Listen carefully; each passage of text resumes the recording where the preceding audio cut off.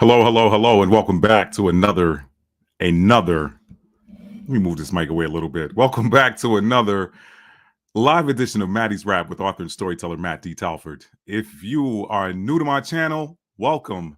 And if you're a returning subscriber, you already know how I feel about you. Welcome back. Welcome back.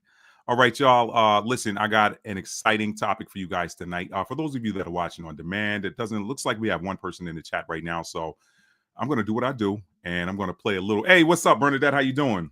Thank you for joining.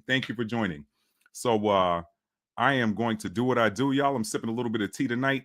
I ain't spilling any tea. We're just dropping some knowledge tonight. But I'm going to get a little reggae music playing while we get some people joining the chat. So y'all stand by. Let's get some music playing. And I got one file I need to copy over to this computer. What's up, Nell Fox 333? Thank you for joining. So I got a little bit of something I need to do. Let's get some reggae playing here, y'all. Let's get some reggae playing. All right. There we go. That's what I want right there. Let's copy this. And you know what? I'm getting ahead of myself here. Y'all stand by. All right. Let's get a little music playing. A little happy vibes playing. While we're getting ready. Waiting for some people to join. All right. Watching Maddie's Rap with author and storyteller Matt D. Talford. Just got a couple things I need to do here before we get started. So y'all come on in. We're going to be getting started shortly. Thank y'all for joining tonight. Thank y'all for being here. All right, let's get a new window open. And while we're waiting for some more people to join, let me give this disclaimer because sometimes I see familiar faces on the chat and sometimes I get new people that come in. But what I want you guys to know if you're new is that this is not, I got to tell you up front, this is not a Christian or religious channel. I break down a lot of scripture on this channel. But my primary platform, and has been so since 2021, is that the Bible and the ancient text from which it was derived are spiritual in nature, not religious. All right? The religious establishment established sometime around the fall of the Roman Empire, the first Roman Empire, the Western Roman Empire. That religious establishment took these ancient texts and rebranded them into the doctrine of control. We are here to break the chains in accordance with Jeremiah 30:8. All right. So that's what we do over here. This is not a religious channel. It's scripture based, but the scriptures are not religious. All right. So I wanted to give you that disclaimer for anybody watching that's new. Okay. All right. Now let's see how many people we got in this chat. And I want to get started with y'all tonight. And I dare not say I want to get started so I can get finished, because every time I do that, somehow the live ends up going a little bit longer than I wanted to. So let's turn the music down, family. Let's turn the music down and get started. All right, we got a few people in the chat there. Let's get it started, y'all. Let's get the party started. Let me kill the music. And let me turn the music off. Let's try to use a little bit more politically correct terminology. All right. Thank y'all for being here tonight. We got 11 people in the chat. That's a good time to get started. Good time to go. Who am I saying what's up to? We got Bernadette. We got B Royalty in the house. What's up, B Royalty? We got Bella. What's up, Bella? What is up, Bella? Bella, I got to tell you about the hair. Bella. Oh, man. So for those of y'all that follow me on Instagram, you know that last week I posted a throwback photo of me with the little, I don't even know what you call that anymore. It's been a while since I had that. But I had the little Gumby or whatever you want to call that bad boy in that photo. And I was like, you know what? I kind of missed that look a little bit. But as I'm going through, I was like, nah, I'm going to keep my hair because I've been growing it for a while. But as I was going through some old photos, I looked back at a picture of myself from 2022. And what I realized was that, and Boss Lady had been telling me this. I got the sister from Gambia that braids my hair for me. Well, used to braid it. Ain't nothing to braid now. She could braid this. She's the real deal. But shout out to Michelle if you're watching this. They were both telling me that I had some breakage in there and that, I needed to cut it down a little bit to get some healthy growth going. And y'all know I'm a dude, man. We don't look. Shout out to my ladies out there. We don't know anything about hair for the most part. I mean, that's y'all, I learned everything I learned about hair from y'all. So I just grow it. That's it. I let y'all tell me what to do with it. And they were both telling me that I had a lot of breakage up there and everything. So I cut it down a little bit. I cut maybe, I don't know. Boss lady cut it for me. She cut maybe 2-3 inches off. And it still was, I still had a lot of length. But, I was looking back and I said, you know what? I don't really have that much more hair than I had 3 years ago. So with the trials and tribulations of these spiritual awakenings and all of the cosmic energies hitting the earth and all of these timeline shifts and everything, and y'all, these cosmic downloads and everything, I was like, you know what, man? Maybe the hair is a little embattled, and maybe I need to just get me some fresh energy, y'all. So, and I'm going to be talking about that tonight. That's actually a great question, Bella, because it segues into what I'm going to be talking about tonight. So I was like, you know what, man? It is time to shift to a different version of myself, and a version of myself that I see on another channel. I'm going to talk about that in a minute. And so I went ahead and cut it down, and you know what? Listen, I didn't feel any type of way when I cut it. It was a little bit of a flashback, because when I went into the Army at the tender age of 17, I had a high top fade like Kid and Play. And everybody was telling me, they were like, yo, Matt, cut your hair down before you go in there, because they go zip, zip, zip when you get in there. And yo, y'all, I'm tripping, right? Because I went to boot camp at Fort Knox, Kentucky. And so we go into the base. I'm telling y'all a little side story before we get started. We go into the post barbershop. They take us there right out of reception. And I'm in there, I'm looking at the dudes cutting their hair. And now y'all know, brothers, we go get our hair cut at a barbershop where brothers cutting hair. They know what to do with this right here. So I already know what they're going to do, but I'm going to have some fun with them when I go in there. Y'all know your boy, man. I'm in there. I'm like, yo, man, before you put them clippers on my head, let me tell you what to do with it. Because, I was like, I ain't never had no white dude cut my hair before. And he was like, well, it ain't going to matter, son. He said, everybody here gets the same haircut. And he proceeded to, before I could say another word, and I'm looking on the floor like, I'm trying to catch it, So, anyway, man, they skee-balled me just like this when I went in there. So this is, sometimes you just got to start with some fresh energy, and I'm feeling lighter. It's weird. I'm feeling lighter. Dare I say a little happier? I don't know. I don't know, y'all. I don't know how I feel. I just cut this like 24 hours ago. So I don't know how I feel right now, Bella. But anyway, yeah. So that's the story with that. Sometimes that hair holds a lot of stuff, and one of the reasons why I started growing it is because when I did start growing, first of all, I like to switch my look up. But when I did start growing it, I noticed I was getting more downloads. And then I saw this other brother talk about how this hair is an antenna. And it's like an etheric. I believe that was Rashad Jamal. And he was talking about how this hair is an etheric antenna. I was like, all right, I could get with that, because I'm having these more spiritual occurrences and stuff since my hair is growing and linked. But I'm going to tell y'all, this video I'm dropping tonight, this download I got came to me this morning, and that's sans the long hair. So it don't matter, y'all. It don't matter. When you tapped in, you're going to get that information. And we about to tap in, family. So let me say what's up to a few more people. I'm going to get my notes open, and I'm going to try to fly through them. I shouldn't have said that, right? I shouldn't have said it. But y'all haven't seen me in about a week. So we're going to do a recap of that lunar eclipse that happened. We're going to talk about the aftermath of that blood moon lunar eclipse and the energies that we're still feeling. We're going to talk about that. And then, y'all, I'm going to get into these esoteric teachings on manifestation, family, because you know what? It's 2025 and people are still struggling with it. And they're struggling because they don't understand. Okay? So tonight I'm going to drop the knowledge, and then shout out to you, Bernadette. We're going to be in that Hosea 4:6 time. We don't want nobody to be destroyed for a lack of knowledge, because I'm going to give y'all the knowledge today. But y'all know what that scripture says. The prophet said, my people are destroyed for a lack of knowledge, not because the knowledge ain't out there. It's because we reject the knowledge, all right? So I'm going to give y'all the knowledge. If y'all do what you want to do with it after that. We're free will beings, right? So let me get started, family. We're all good over here with the microphone. Let me say what's up to a few more people. So Bella, I took you all the way around the block to get you to the house next door. The hair is gone. It's gone. I had a little parting ceremony for it. I had a gratitude ceremony. I gave thanks to the Most High for giving me the hair, for all of the experiences I had with it. And then I put the hair to bed. I committed it back to the Most High. So let's say we got Karen. What's up, Karen? What's up? We got Mike, random bystander in the house. What's up, Mike? Mike said, I've got my 18-year-old kid listed with me tonight. Oh, that's perfect. The younger you get started and the younger you learn these tips, the better. God bless him, Mike. Hopefully he doesn't have to go through some of the trials and tribulations we had, because we didn't have anybody to give us this knowledge that I'm dropping on here tonight. So shout out to your 18-year-old son, kid. You can say son or daughter. So your 18-year-old. Shout out to your 18-year-old Mike. We got B Royalty. We got Bella. Bella said he cut the old energy. I did. It was time for it to go, Bella. It was time for it to go. Let's see. Hot Shot. What's up, Hot Shot? Oh, we got Allie Rue in the house. Allie, you know I love your name. Allie Rue is like, Allie, if you ever decide that you want to do something in entertainment or something like that, public performance, Allie, let me be your hype man.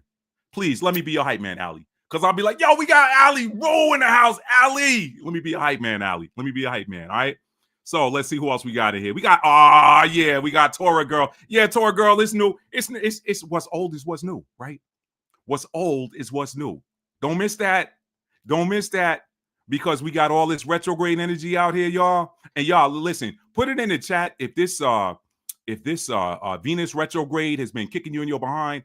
Yo, y'all, it has been bananas in the cosmos. We just came off of that Mars retrograde in the sign of Cancer that ran from December through January or something like that. And then right off of that, we get a little bit of a break. Oh no, it ran through February. Started in January and ran through February. We get a little bit of a break. And then boom, we're in a Venus retrograde in the sign of Aries. And I got to tell y'all, that one's been, I had to put the dukes up energetically but it's not like you're putting the dukes up. Y'all that familiar with tarot, you understand that retrogrades, planetary retrogrades are a lot like that tower card in the tarot deck, that number 16 card, the tower. That is divine intervention. When you have a planetary retrograde, if you got stuff left undone, that is the universe spinning the block to make sure you do your work. And you're going to do it. You are going to do it. So, I had to, Aries is the sign itself and Venus is the sign of partnership. So y'all put that together. Is making you reflect upon yourself and how you show up in these different partnerships and relationships. But more importantly, how you show up for yourself. So that's what that's got to do. And anybody that's got a Venus in Aries or a 7th house Aries, you're probably feeling it. So my heart goes out to you because guess what? I'm in that boat too. My Venus ain't in Aries, but I'm a 7th house Aries, meaning a Libra rising. So if you're a Libra rising, you already know. Shout out to you. All the best to you. I hope you get through this and come out of it better, a lot better than you went into it. So yeah, retrograde family, retrograde. So what's old is what's new. And I'm gonna tell you something else, Tora Girl. I've been getting a lot of reflection energy from early in my childhood. And I've been seeing a lot of stuff in scripture that is reflection. So this is a planetary spinning of the block, y'all. Y'all know we had a new age. We're at the dawn of a new age, and it's some new stuff that's happening. And there are upgrades. We got that 3D, 5D split. Okay, we got that consciousness split. People that don't want to let go of the old system, they're going to be allowed to stay in that old decrepit, dying system. But the people that been over it, like they were over it before this ascension stuff started happening, they're going to enjoy that new paradise because it's coming, y'all. It is in motion. The cosmos don't snap on a dime. Everything moves in cycles. It is in motion. So shout out to you if you've been over the bull. All right. Now, what we got? Who else we got up in here? Okay, we got, what's up? We got Nikki. What's up, Secrets Release? We got my girl Nikki up, and she said these past energies been so crazy, ready for the shift. I'm telling you, I'm right there with you. Everybody's ready for it. Everybody's ready for it. That's ready for it. Everybody that's ready for it is ready for it. Let me say that. So, y'all, let me get my notes open, and we're going to get started. We're about 13 and a half in. So we're going to get this party started, y'all. Let's get it started. All right. And y'all check out Secrets Release. Y'all click the name. Y'all check her channel out. She's real. She's one of my biggest inspirations on YouTube. If I'm down and I'm having a rough day, I turn Nikki on and I sing your theme song with you. I just watched your latest update. I didn't get finished with it because I had to get ready for this video. I'm going to go back and finish it before I go to bed tonight. But I got to tell you, Nikki, every time you sing your theme song, I'm singing it with you. It's just hype. It gets me hype. So anyway, let me get in my notes here, family, and we're going to get this party started, okay? All right, let's see what we got. Thank y'all for being here tonight. If you have not done so already, please do me a huge favor. Tap that like button for me. Why do I want you to do that? Because hitting the like button lets more people know that this live stream is occurring. For some reason, this platform still doesn't prefer truth channels. For some reason, it does not prefer truth channels. So when you drop in the truth, you need a little bit of help. So I'm asking for y'all to help me by clicking that like button, okay? All right, y'all. So What are we talking about tonight? Y'all know how I started off. Right? Typically, everybody doesn't read all of the copy in the description box. Heck, a lot of people don't even see the notification. So let me go ahead and read the copy that I wrote in the description box, and we're going to get it started. The title of tonight's video is The Secret Esoteric Scriptural Teachings on Manifestation Revealed, and it's easier than you think. Okay? Now, why does it is it oh see y'all see this is what happens when I don't go back and reread my stuff. Why does it seem or why is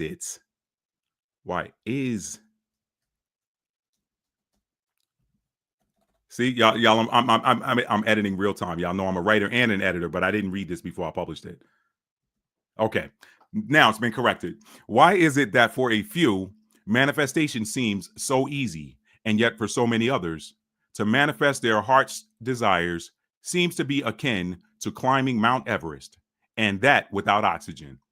When you understand, overstand, innerstand, and outerstand how energy works, it becomes a lot easier to create the life of your dreams. In this live stream, I use scripture followed by practical examples that most of us understand to illustrate just how easy manifestation can be. Okay. Now, that scripture tonight, y'all, I'm going to use maybe two passages of scripture from the New Testament, respectively, the book of Matthew and the book of Mark. I know some of y'all be like, he always be in the book of Matthew. Is it because that's his name? Heck, y'all, I could have been the Matthew that wrote it. I'm just saying, we all reincarnate. If you think this is your first time here, go read the book. What is it called? And I'm going to put a link in the description box. It is called Many Lives, Many Masters by Dr. Brian Weiss. If you think that you just live one time, I promise you that after you read that book, you're going to understand and understand that you do not live just one time. So, that being said, I just lost my train of thought that fast, y'all. That's what happens when you're a Mercury in Sagittarius. Anyway, so let me keep it moving. What was I just saying? It was so profound, y'all. See there? This is why I don't like to do that. Sometimes I start pontificating and I lose it. Forget it. Let me jump in my notes. All right. Let's see what we got here. All right. So here's what we're gonna do. I want to begin by. Oh, I know what I was saying now. I was just saying that I might be the Matthew that wrote that. Okay, that's how I got onto the reincarnation tip. But anyway, we got Matthew, a passage of scripture from the book of Matthew, a passage of scripture from the book of Mark, and then y'all, I'm gonna hit y'all with that straight esoteric fire from the Gospel of Thomas. Some of y'all might say, Gospel of Thomas, that table of contents, that's not in my 66 books. That's because the powers that used to be did not canonize it. And they did not canonize it. Well, let me not give them too much credit. Let me first say that they did not canonize it because they did not want y'all to figure out the secrets, okay? They wanted that secret knowledge so that they could manifest the lives of their dreams while they enslaved everybody else. And when I say enslave, I'm not just talking about brown people. I'm talking about the entire planet. Feudalism is the way on the planet. Don't ever let any school history book or school history class or whatever teach you that feudalism is a thing of the Middle Ages. Feudalism is alive and well. How do we know it? Because the structure of feudalism is, I believe it's a 4-tiered system. You have the landowners at the top. You still got landowners today that own all of the real estate in all these different countries. Then underneath the landowners, you have vassals that are hired by the landowners to manage the land and manage all of the serfs that work the land. Okay? So you got the landowners, the vassals, the serfs, and then you got the poor. Those are the 4 tiers, the 4 primary tiers of the feudalistic system. Every society on this planet is feudalistic. All right, don't let anybody tell you any different. So, anyway, they the folks that canonized it, they did not want you to know how to tap into the power that would free you and make you equal, because all men are created equal. Okay, so they didn't want you to be equal and even. They wanted you to be underneath them while they hid this knowledge. So yeah, that's how it happened. But there's this thing called divine timing, divine will, divine purpose, divine timing. So even though they hid these texts, they were allowed to hide them until a later time. And why the Most High allowed them to hide that, or what the divine purpose was for that, we don't know. But we're here now, and this knowledge is coming out. So we're going to drop it. So, but before we get into the Gospel of Thomas and the book of Matthew and the book of Mark, I want to first talk about just recap that eclipse. Okay, so y'all put it in the chat if you want to share how that eclipse affected you. I'm going to tell you that eclipse, anytime you see, first of all, lunar eclipses and solar eclipses are both portals. They're energetic portals. If it's a lunar eclipse, that is divine feminine energy, and you are walking through a portal of change for your emotions, your energy, your energetic emotional body. That's the moon. So when you're dealing with a lunar eclipse, you're getting a shift of consciousness with regards to your emotions. When it's a solar eclipse, that is the ego self. That is the core soul essence. That's your day-to-day activities. That is who you are as a soul. The moon is about how you feel as a soul. So when you're going through a lunar eclipse, you're getting an energetic shift with regards to your emotions. You have to pay attention to the house or the sign, and then what house you have that sign in your chart. We went through that. I'm not going to do that tonight. And then with the solar eclipse, it's the same thing. What house do you have that sign in that solar eclipse is in? We got in another week, we got a partial solar eclipse happening in the sign of Aries. Some powerful energies happening in the earth right now. But with regards to that lunar eclipse in the sign of Virgo, to recap, the things that we were shedding, and let me share this with y'all. Hopefully this don't gross anybody out. I can't believe I can talk like this at my current age, because it used to super gross me out when I was younger. And I'm still grossed out about it, but I can package it in a way that it doesn't gross me out. The moon, I just said, is feminine energy. This was a blood moon. Y'all do the math. Y'all know what happens cyclically, okay, with our feminines on the planet. That is the shedding of old lining so that new lining can form, so that new things can be birthed, okay? That's what a blood moon eclipse is. We get lunar eclipses, but not all of them are blood moons. That blood moon, and y'all, if I had my pictures, I would share them with y'all. Maybe I'll share them at the end. I'll share some of the photos, but if those of you who have seen, if you go to my Instagram, you can look at the last reel I uploaded, and I shared the photos that I took from my backyard of the lunar eclipse. But it was about the shedding of things that are of a Virgo nature.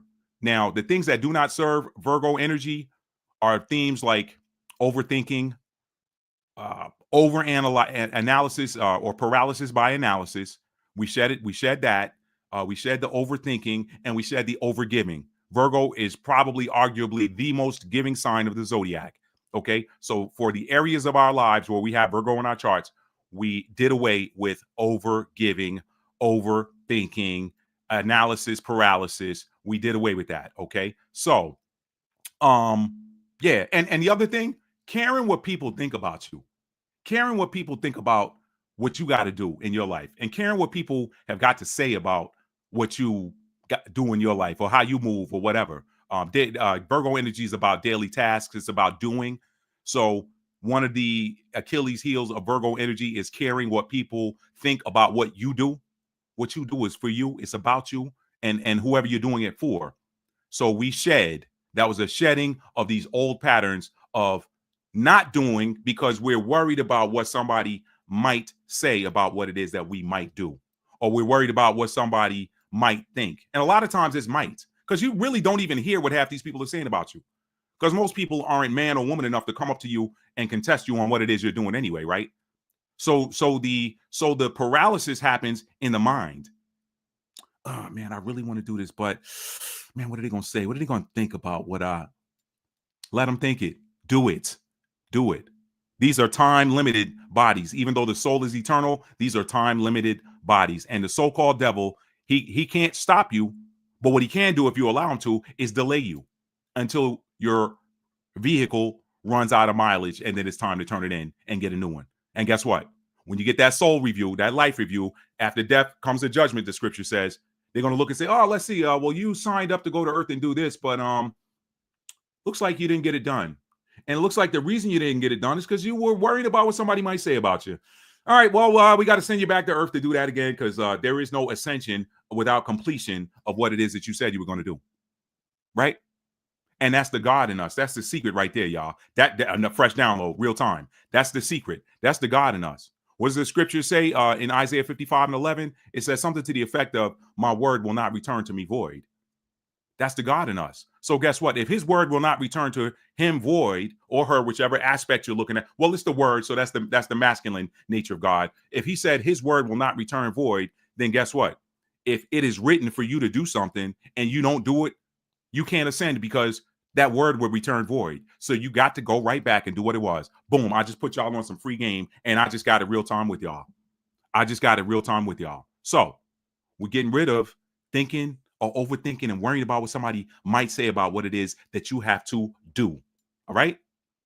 Okay, so those were the old patterns that we shed, and with eclipses, a lot of times the energies and the experiences that are a result of those energies are still felt and experienced up to 2 weeks after the eclipse ends. So with the thing with the lunar to the solar is, look at what happens. Boom, we're leaving right out of that lunar eclipse cycle and going right into a solar eclipse.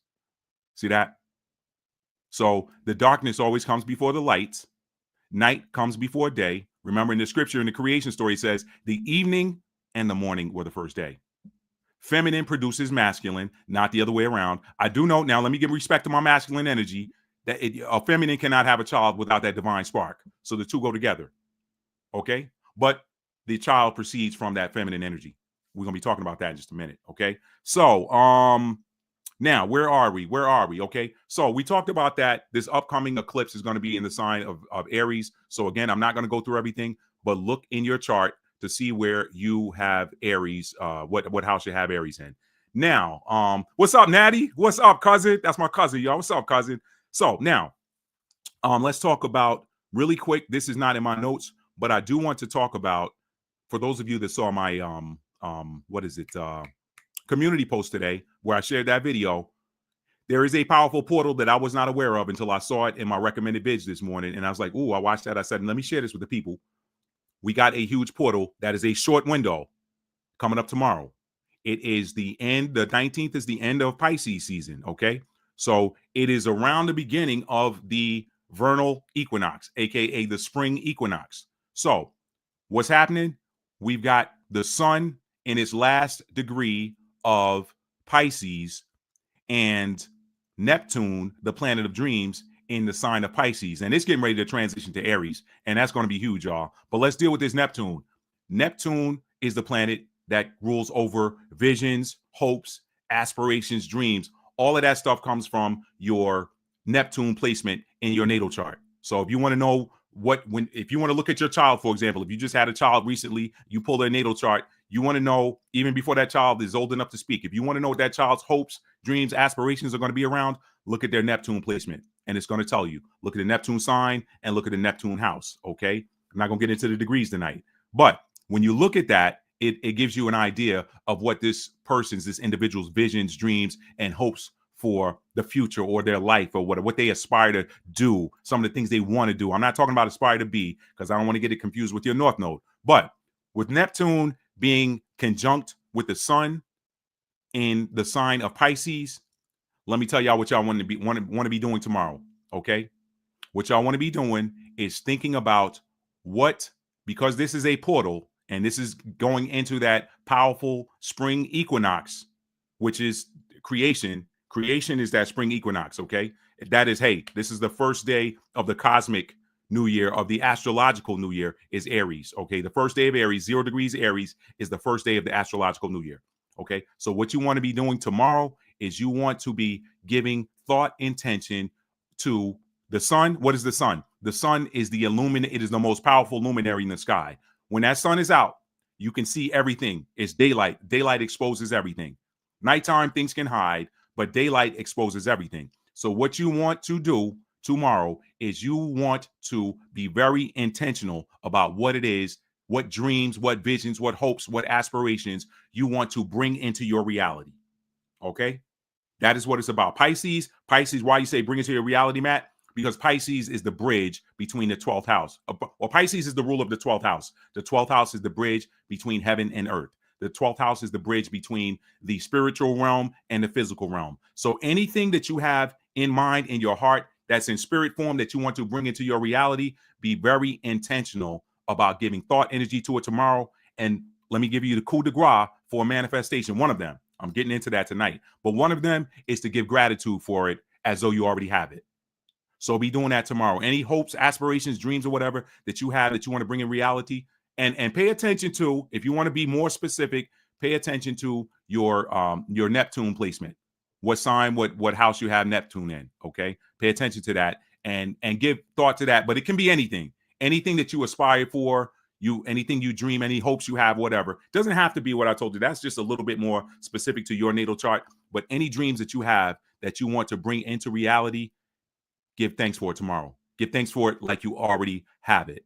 Okay, because that's a short portal. You got the sun and Neptune conjunct, meaning they're together in that 29th degree. Okay, that 29th degree is the last degree. It's after that, a day later, it moves into Aries. Okay, Pisces is moving from Pisces to Aries. So that's all I got on that. Now, I got some other stuff I might come back around and talk about later because there's a very powerful astrological transit coming in 2026. And y'all know your boy Matt, he gets out months ahead of the game, months ahead of everybody else talking about it when they're getting to be about 90 days and 30 days away from a major transit or a new year or something like that. Matt then already put y'all on game 6-8 months earlier. Okay, I might come back around and talk about that later. If somebody reminds me to chat, I will definitely do it because y'all know Mercury and Sagittarius, I'll get off. Now, let's get on. So, what is happening, y'all? What is happening? Let's talk about this manifestation. Let's talk about this manifestation.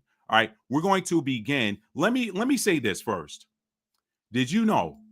And this has got everything to do with manifestation because we're getting in this esoteric, these secrets now.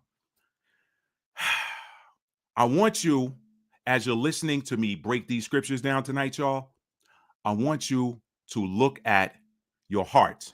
Okay, your heart is the most powerful chakra zone that you have in your body for the most part. Your heart is responsible for your auric field. Why? Because your heart is the governor of your emotions. What is emotion? Energy in motion.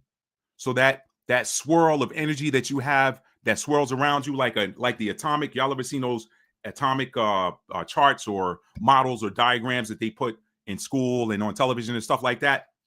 All of that swirling energy comes from your heart. That comes from your heart.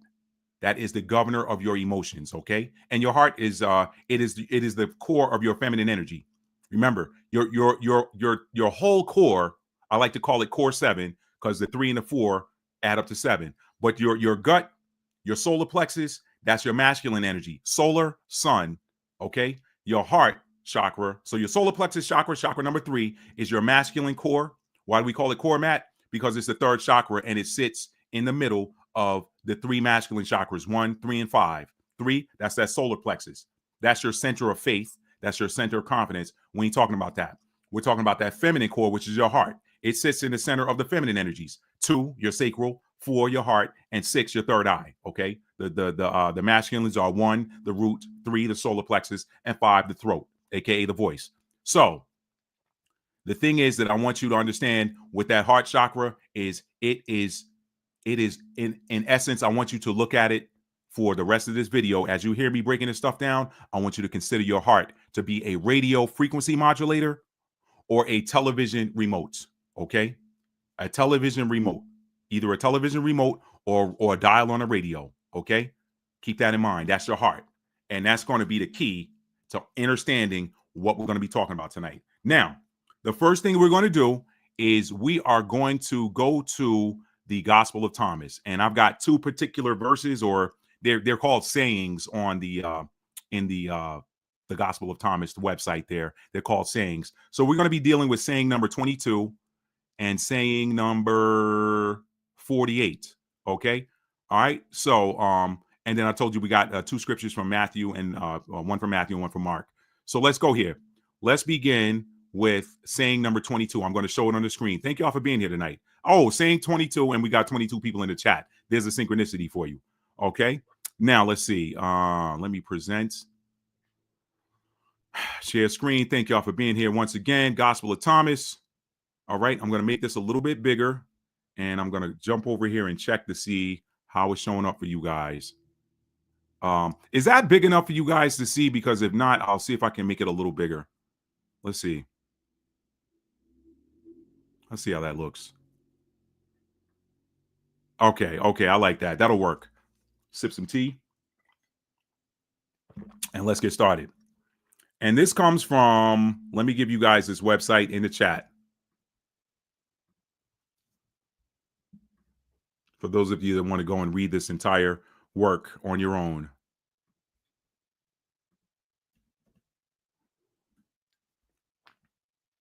Okay. Now, we're going to go to saying number 22. Okay. We're talking about manifestation tonight, y'all. It's so easy. It's so, the hardest part of it is doing the work. It's so easy. Saying 22, making the two into one. Jesus saw some little, and I know for the detractors out there that watch me, I know that wasn't his name. Y'all go sit down, please. Okay, all right.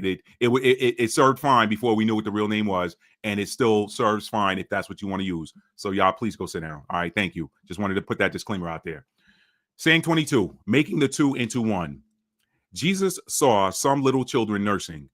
He said to his disciples, "These nursing children can be compared to those who enter the kingdom." They said to him, "Then we'll enter the kingdom as little children?" Jesus said to them, "When you make the two into one and make the inner like the outer and the outer like the inner and the upper like the lower, and so make the male and the female a single one, so that the male won't be male nor the female female. When you make eyes in the place of an eye, a hand in the place of a hand, a foot in the place of a foot, and an image in the place of an image, then you'll enter the kingdom." All right. Now, let's talk about that for just a minute. I am going, and y'all can, that came from the Gospel of Thomas. That's saying number 22. Now, let me flip my window back over here. Okay, so let's talk about that. Okay. Basically, he's breaking this down, and I want to put this in a different window. Hang on a second, y'all, because I don't want to keep flipping back and forth like that.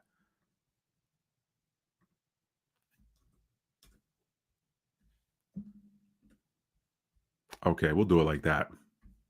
Hang on. Actually, I'm just going to leave it on the screen. That's what I'll do. I'll leave it on the screen. Stand by, y'all.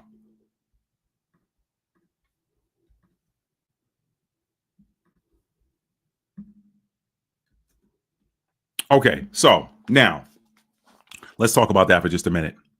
He's talking about here making the outer like the inner, the upper like the lower, the male and female a single one, so that the male won't be male nor the female female. When you make eyes, two eyes in the place of an eye, single, a hand in the place of a hand, you got two hands, make a hand in the place of a hand, a foot in the place of a foot, and an image in the place of an image, then you will enter the kingdom.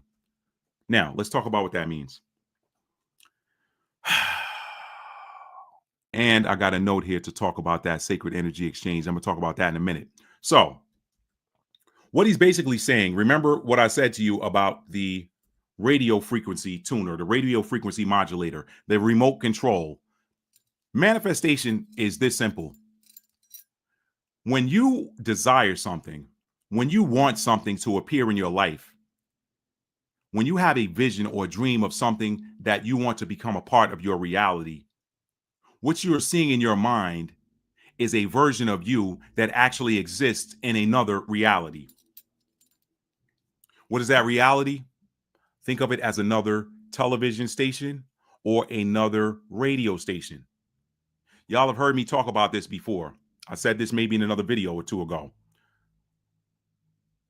If you and a friend are on the phone, and I'm going to use the Charlotte market, for example. We've got a couple different stations I listen to out here, but when I do listen to terrestrial radio. But anyway, let's use, for example, 101.9 and 105.3.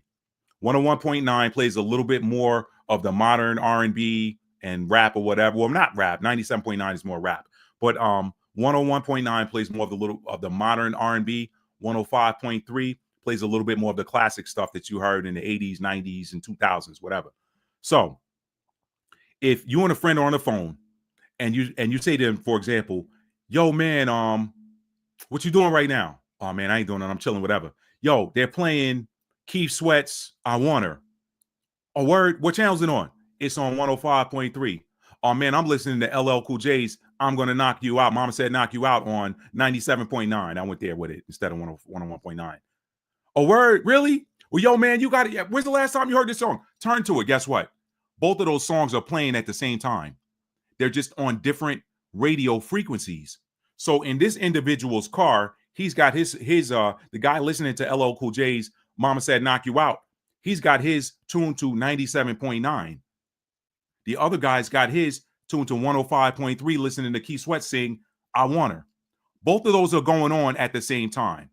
But for this guy that's listening to LL Cool J, if he wants to hear this Keith Sweat I Want Her before it goes off, he's got to turn that radio frequency dial to 105.3. Now he can hear that. They both are going on at the same time. If his friend wants to hear LL Cool J's Mama Said Knock You Out that's playing at 97.9, it's playing at the same time that he's listening to Keith Sweat, but it's on a different frequency. So he's got to tune his frequency modulator to 97.9 to hear it. So how do you bring that into saying 22, Matt, where he's saying when you make the two into one and make the inner like the outer? What he's talking about is the inside of you, your heart. This is a vessel for soul energy. Your body is a vessel, a carrier for you. You are not your body. You are not your body. Your body is a carrier for your breath and your energy. And by some accounts, some people even say that your body is inside of your energy. Like you're actually outside of your body, and you hold. That one is a little bit more difficult concept to grasp than you being inside your body. For me, if you got it, great. But I know that when I'm looking at you guys, if I see you in person, or if you guys are looking at me, you are looking at me through these lenses right here. These lenses, these windows. These are the windows of this vehicle. When you close your eyelids down, you can't see out the window. Okay? So what he's saying here is if you want to, now let me get away from the radio example for just a moment. Anything that you desire to bring into your reality or how you see yourself, or let's go the opposite direction. Let's say you're in a situation where you're not happy. It's a job situation. You don't like it. That's what happened for me. I'll use myself for example. The year is 2008. The year is 2008. No, actually, no. It was even earlier than that. I want to say the year's about 2002. Okay, I am an active Microsoft Active Directory support engineer at Microsoft, and I'm taking inbound calls from customers that have these huge networks, and I'm helping them to get their networks back up and running. And I'm like, you know what? I'm working with them, but when you're not on a call, sometimes you're browsing the internet, or if you're not looking through a knowledge base trying to research something or whatever, you might be browsing the internet, you might be on Facebook or something, you might see something come across the feed. And I remember saying to myself, what is better about these so-called celebrities than me, where they actually get to be out and about in the world doing what they want to do, and I'm stuck with this headset on in this queue waiting for the phone to ring so I can take a call because I've got 4.5 hours of phone queue time, and I'm sitting in here waiting for a call, stuck to this desk, tethered by this headset. What makes them better than me? Why am I on? You people hear people say this term of, oh, this person's on the outside looking in. Five of Pentacles energy. When you know. Okay, this person's on the outside looking in. Oh, I felt like I was on the outside looking in. No, I felt like I was on the inside looking out. I'm like, why are they playing? Why are they out playing in the sun and I'm up in here on this job? They're not better than me. Y'all see where I'm going with this? So the fact that I had that epiphany and that desire to be as free as they were, and that's so funny because my Neptune's in Sagittarius. Sagittarius is a sign of freedom. That's crazy, right? I just talked about your hopes and dreams and your aspirations. I had the aspiration, I had the desire to be free, but I felt tethered. And people are like, man, quit complaining. You're making a lot of money. Money, I call that gold. They call that golden handcuffs for a reason. They call it golden handcuffs for a reason. You can be handcuffed to something. When you're handcuffed, you're not free to move, right? They handcuff you with money. So you got people that's making all this money, but they're not happy. They're happy at first because they're like, hey, man, I just got a promotion. This is how much they're going to be paying me. But then after a while, you're like, Well, what good is this if I can't spend it? I'm at work 12, 14 hours. When I get home, okay, yeah, I got all the money to get what I want, but I'm at work all the time. How is it serving me? And some of these people work till their health is not, till they're not in good health because they're working all the time. And their health is tied to their heart, their emotions. Why? They're not happy. They're making a lot of money, but they're not happy. So I finally said to myself, you know what, man? I got to get out of here. I can't stay in here. I can't keep doing this.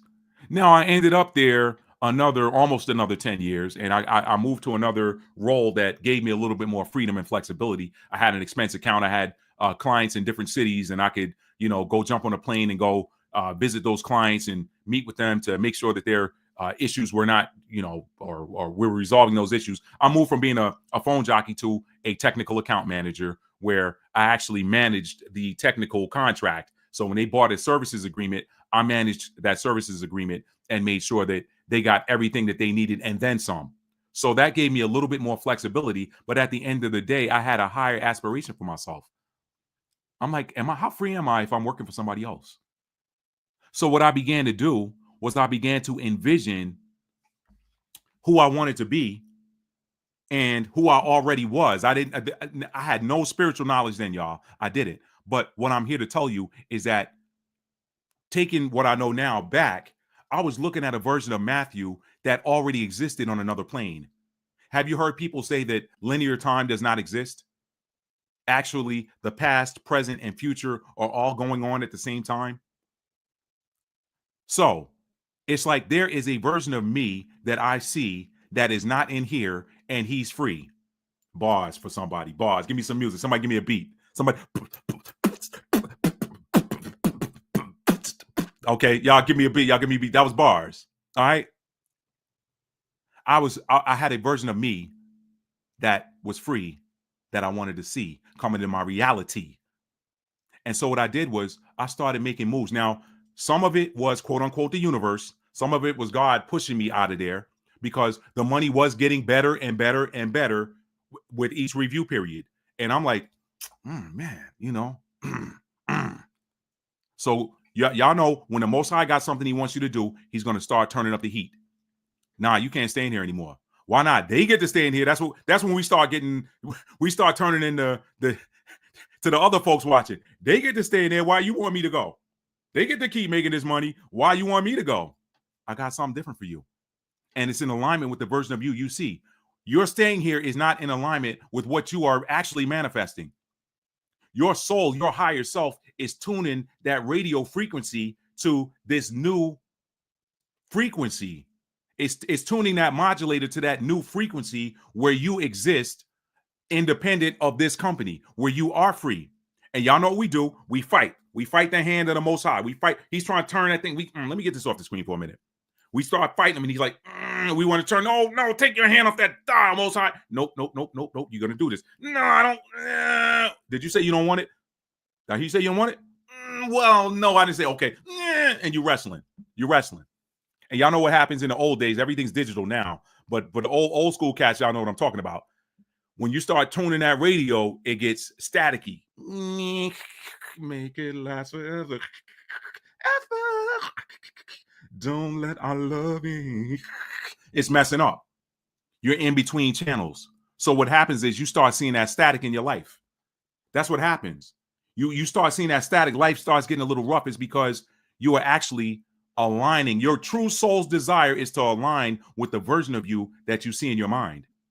All right. So that takes us back. That takes us back to saying number 22. Let's go back there.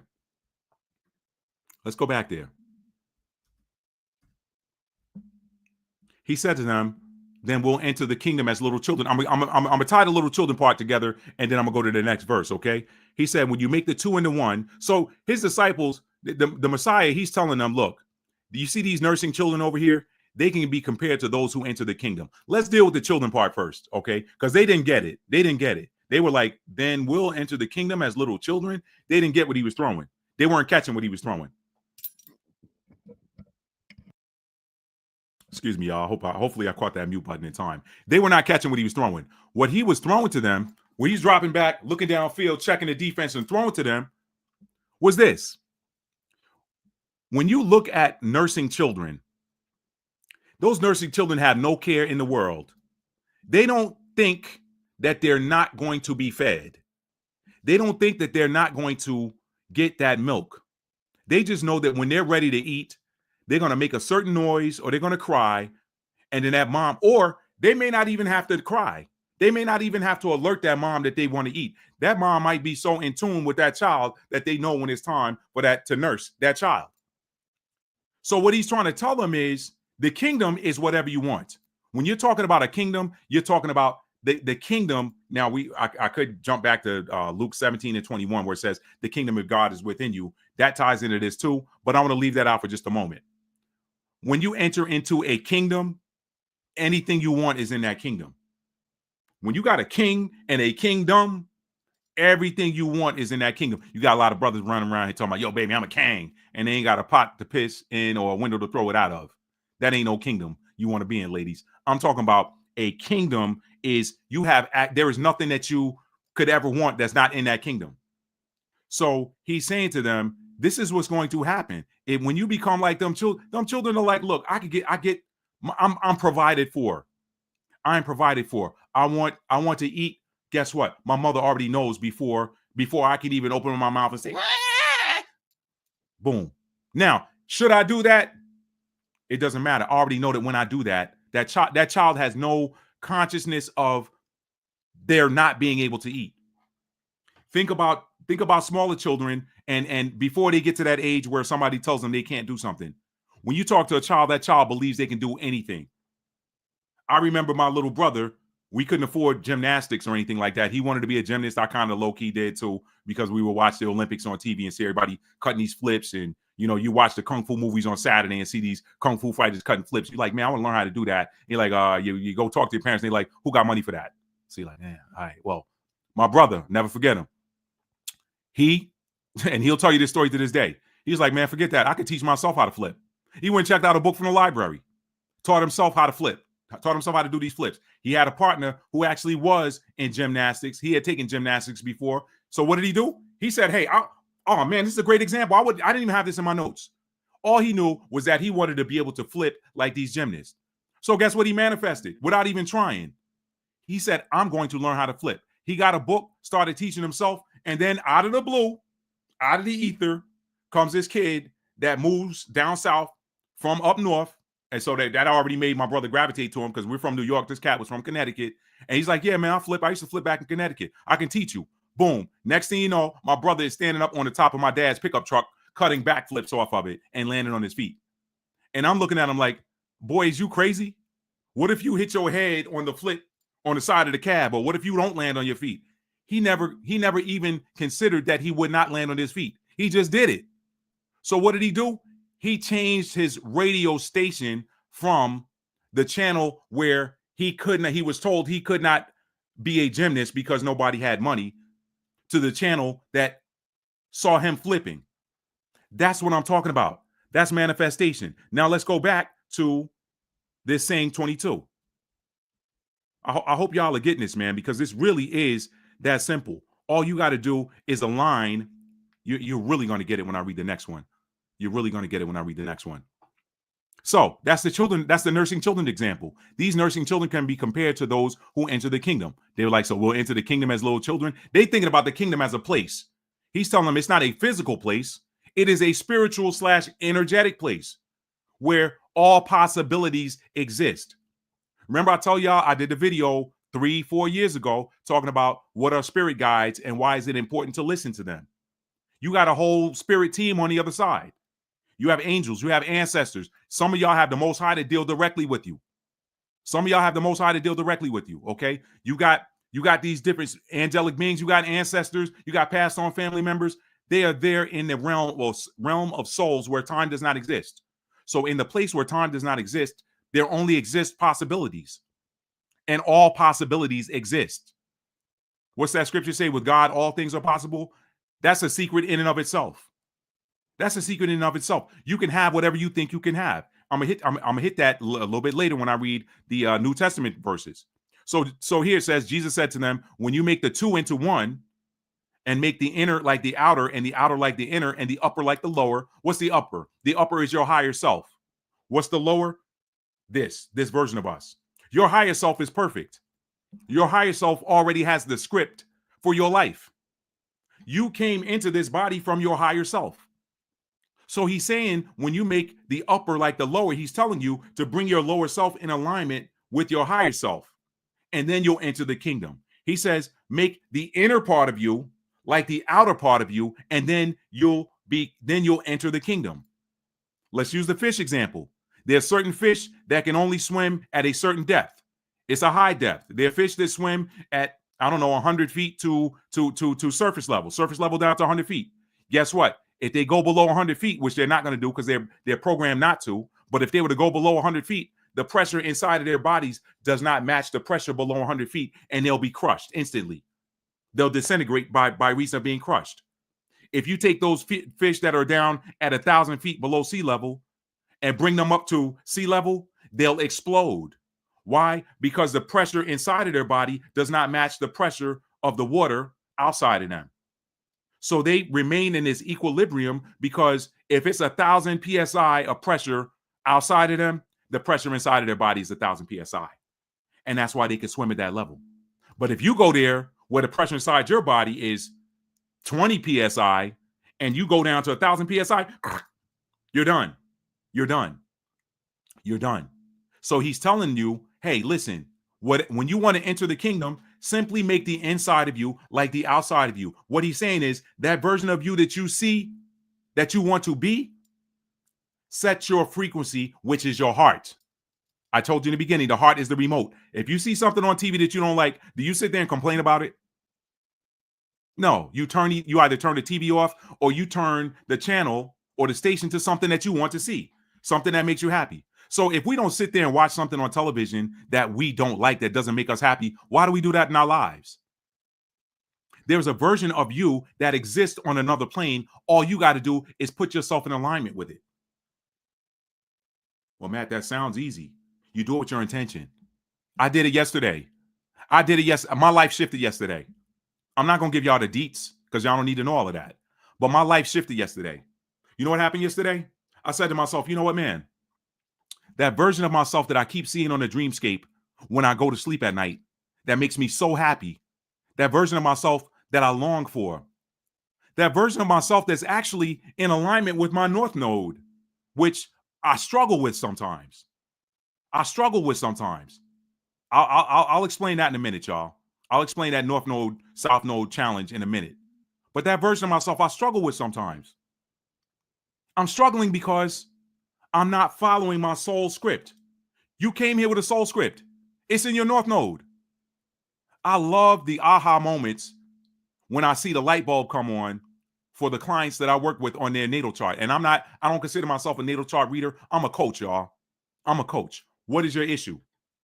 That's all I've been doing my whole life. Problem solving. I'm a Capricorn. That's what we do. And I'm a Capricorn North Node. So that's my life purpose too. It's a problem solve. But I'm like, okay, what are we fixing? What are we working on? You want a problem fixed? Talk to a Capricorn. If you wanted the nilly-willy, just vent and Capricorn, we don't vent. Go find your Gemini to talk to. Go find your Virgo to talk to. Go find one of them Mercurian placements. Go find a Libra to talk to. Go find an air sign. Capricorn, we working. We ain't venting. If you got a problem you want us to help you with, we'll do that. But venting, we won't do venting. Don't come venting unless you want me to give you a solution. If you don't want to hear solution, please miss me with that, please.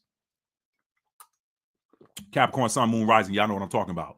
Or Capricorn, North Node, y'all know what I'm talking about. Or Mars and Capricorn, y'all know what I'm talking about. Now, so anyway, that's what he means when he says, make the inside like the outside. Me, I'm sitting there, I'm struggling. I say, you know what, man? There's a version of me that I keep seeing. And the reason I'm seeing that dream is because that version of me exists. I am no longer going to sit in the energy of where I am right now when that version of me exists. I'm going to attune myself to that. I'm going to start carrying myself in that energy. I'm going to start carrying myself and moving like that version of me. And that's how you do it. That's how you enter into the kingdom. I see the kingdom on the dreamscape. I'm actually in the kingdom because a lot of y'all that's thinking you're dreaming, you're not dreaming. You're going to sleep and you're traveling. Put it in the chat right now. Give me a thumbs up in the chat if you go to sleep and you get quote unquote 6, 7, 8 hours of sleep, but you still wake up tired. Put it in the chat. Give me a thumbs up or just say yes in the chat. And I'm going to tell you why that's happening. So when you make the two into one and make the inner like the outer and the outer like the inner, the upper like the lower, that's your higher self.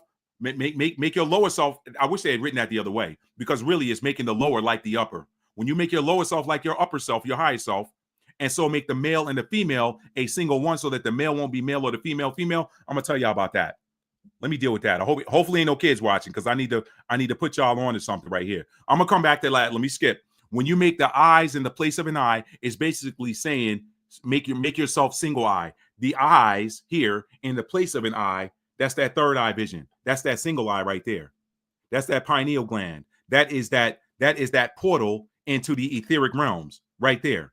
So when you make the eyes in the place of a single eye, so basically match the vision that you see with your physical eyes to the vision that you see in the ether, and a hand in the place of a hand, instead of saying, hey, I got one hand over here and one hand over there. No, put them hands together in one, put both hands in one place, put both hands in the place you want them to be at, and a foot in the place of a foot. You got 2 feet. You can't have your right foot over here and your left foot over there unless you're doing a split. But we ain't doing splits. Okay.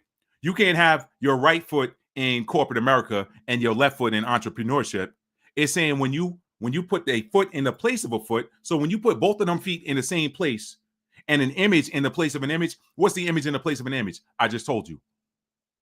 The sight that you see in your mind to the sight of what you really that you want to see, you start seeing it with your eyes. You know how it is, y'all, when you see a new vehicle that you want, when you make up in your mind that you want a certain vehicle and you want to get out of the vehicle you're in, you're like, you know what, I'm ready to change vehicles. You start seeing that vehicle that you want to change into, you start seeing it everywhere. And you're like, I know this vehicle been out here on the road all this time. Why am I seeing only this vehicle now? That's because that's the vehicle you're getting ready to step into. That is putting an image in the place of an image. I bought a brand new Honda Element in December 2005. I bought a 2006 Element. It had 9 miles on it. Okay. It literally had 9 miles on it. But you know what? Before I bought that, I researched that vehicle for 6 months. I knew what type do I want the automatic or do I want the manual shift? Okay. Which color do I want? I started going to the dealership looking at them. You know what? I like this silver color. I started looking at I like this black color too. Which one of these do I want? I actually ended up with the silver. I ordered the black one first. And then I went and I got inside of it at the dealership and I'm like, you know what? The way that this black is inside this car just doesn't suit me right. Now, I love a black interior. I love a black leather interior. I love black interiors in the car. But that one, for some reason, was working on my spirit. I didn't feel right in it. I don't know if it was the tone, the shade, whatever. But I was like, this vehicle looks like Darth Vader's suit. That ain't me. Went to the silver one. The silver one had a blue interior. So it was like I was inside of water. The silver exterior, when I'm looking out that windshield, I'm seeing the clouds. Especially on a sunny day, I can see the reflection off of the light, the sunlight reflecting off the vehicle. And it's like I had this cloud experience because I got this silver exterior with this blue interior. So it's like the clouds against the sky. And then it's like I'm sitting in water. And I felt good and high vibrational in it. So I canceled them. They were getting ready. They were hours away from delivering that black one to my job. And I called them up. I said, I don't want it. I don't want it. Just keep it there. And I ended up going to another dealership and got the very one I wanted. Boom, right there. But the point I'm making is I kept seeing that same vehicle everywhere. So this is what it's saying about an image in the place of an image. See in reality the image that you have in your mind. I had in my mind me in a Honda Element. I had in my mind me driving this vehicle cross country. I wanted to drive from coast to coast. I wanted to go to California to see my brother. I wanted to go to the Grand Canyon. I did all of that in that vehicle. I wanted that vehicle because you could lay the seats all the way down, take the headrest out, and push the driver's seat all the way, slide it all the way up to the furthest forward position, and then lay it down and take the headrest out. And you got pillows in there, blankets. You guess what? You got a twin bed in there. I'm like, this is perfect. If I want to pull off at a rest stop, I can actually sleep in something that feels like a bed. Not perfect, but I can stretch out in it and be like being in a bed. I did all of that. It was a wonderful experience, but that is what I saw in my mind before I actually did it, and I brought it into my reality. That is what it's saying about an image in the place of an image. Then you'll enter the kingdom. Luke 17:21 says the kingdom of God is within you. So guess what? I held that vision within me. I entered into that kingdom, but guess what? I made the inner kingdom and the outer world into one. That is what that is talking about. Now, I'm gonna go back and deal with that part that says, and so make the male and female a single one, so that the male won't be male nor the female female. That's actually special, and that has everything to do with sacred energy exchange. That has everything to do with sacred energy exchange. Y'all know what that stands for. Sacred S, energy E, exchange, drop the E and deal with the X. Y'all know what that is. Now, I'm gonna go to my notes on this because I wrote this down. Okay. When it says make the male and the female, male, let me read that again so I'm not butchering it. It says, and so make the male and the female a single one, so that the male won't be male nor the female female. Again, hopefully ain't no kids watching. Disclaimer: if the kids watching, go send them to the room. When that male is inside of that female, there's no external anything for you to see. They're one. They're one. Do you know that sacred energy exchange is one of the most powerful forms of manifestation ever? Why? It's real simple. Sacral chakra. This is why I wore orange today, because we're talking about manifestation. Sacral chakra is the color for the sacral chakra is orange. That sacral chakra is where manifestation takes place. It is the center of creation. The sacral chakra houses the masculine sacred energy exchange organs and the feminine sacred energy exchange organs. It also houses the womb. The womb is the portal from the ether into the physical reality. So sacred energy exchange is one of the most powerful methods of manifestation. When you have two equally vibrating, or two individuals, male and female, and I said male and female for a reason. If you're offended, you can click off of here right now, but I'm gonna break down to you why you cannot manifest like that any other way. I'm gonna break that down for you. It's gonna blow your mind, but it's math. It ain't got nothing to do with no religion. It ain't got nothing to do with nobody picking on nobody. Okay, it is universal math, believe it or not. And I'm gonna show it to you in just a second. But when that male and that female are like this, how can you tell what's what? Okay, yeah, don't. I'm sure I got a wise ass out there that's gonna say, well, the female's got boobs, so you can still see the outside of her. She's got boobs and long hair, so we still know who's male and female. No, that's not what it's talking about. It is talking about the joining of the sacred energy exchange organs that are located at the sacral chakra. Remember, that womb is a portal, so you can bring things from the ethereal into the natural through the womb. Now, so let me explain something. Manifestation power of sacred energy exchange and how it plays. Okay, so let me talk about how that plays, and I'll just explain it to you. That is the manifestation zone. That is the creation zone. When you want to create, you bring a child that was not already. Now you can make the argument, well, there was an egg there, and there was a sperm there. There's the sacred seed. There's a divine spark there, and then the soil. You can make all of those arguments, but the bottom line is that soul is injected. That soul, that mother's not sitting there with all these souls inside of her. That egg itself is just a portal. That is the begin. That is the carrier. So she's got the vehicles. That mother, if you will, watch this. That mother, if you will, is the car dealership. That car dealership got all them cars there, waiting for somebody to come and occupy one and say, hey, I want that car right there. Boom, put me in that car. See that? Y'all see what I did there? Y'all see what I did there? That mother's the car dealership. She's got all those cars. And eventually, there's going to be a driver that comes along and says, hey, I want that car right there. They're going to purchase that car and drive off the lot with it. Drive off the lot with it. It's the same thing. Use that. Use that. So now, let me explain something. That is manifestation. That is one of the most powerful forms of manifestation. There's a show on HBO, not HBO, y'all. What am I talking about? Apple TV. There's a show on Apple TV called See. It's got Jason Momoa. Jason Momoa is the main character in there, And in this show, this is not a spoiler alert. I mean, because you can read this in the synopsis. It's a post-apocalyptic world, and everybody in there is blind, except for some individuals that aren't supposed to have sight. But that's the little spoiler alert part. But I'm not going to go into details with that. One of the things that blew my mind about that show was this wicked queen who, when she wanted to manifest something. Again, y'all, this ain't for the kids.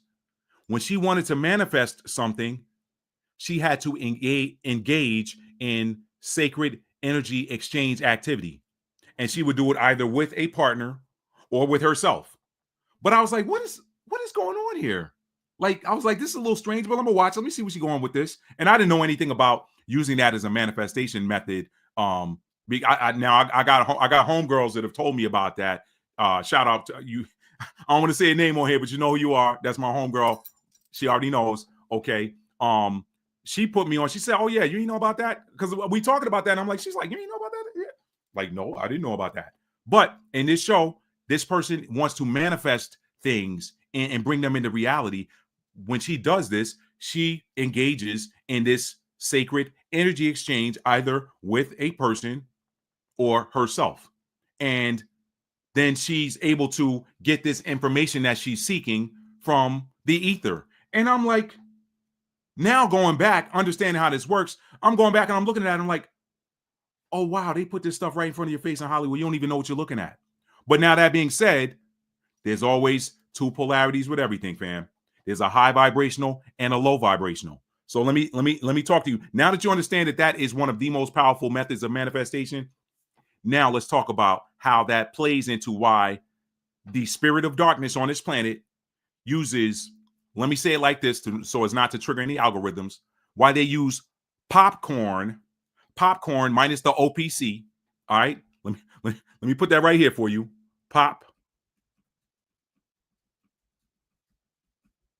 Okay, popcorn.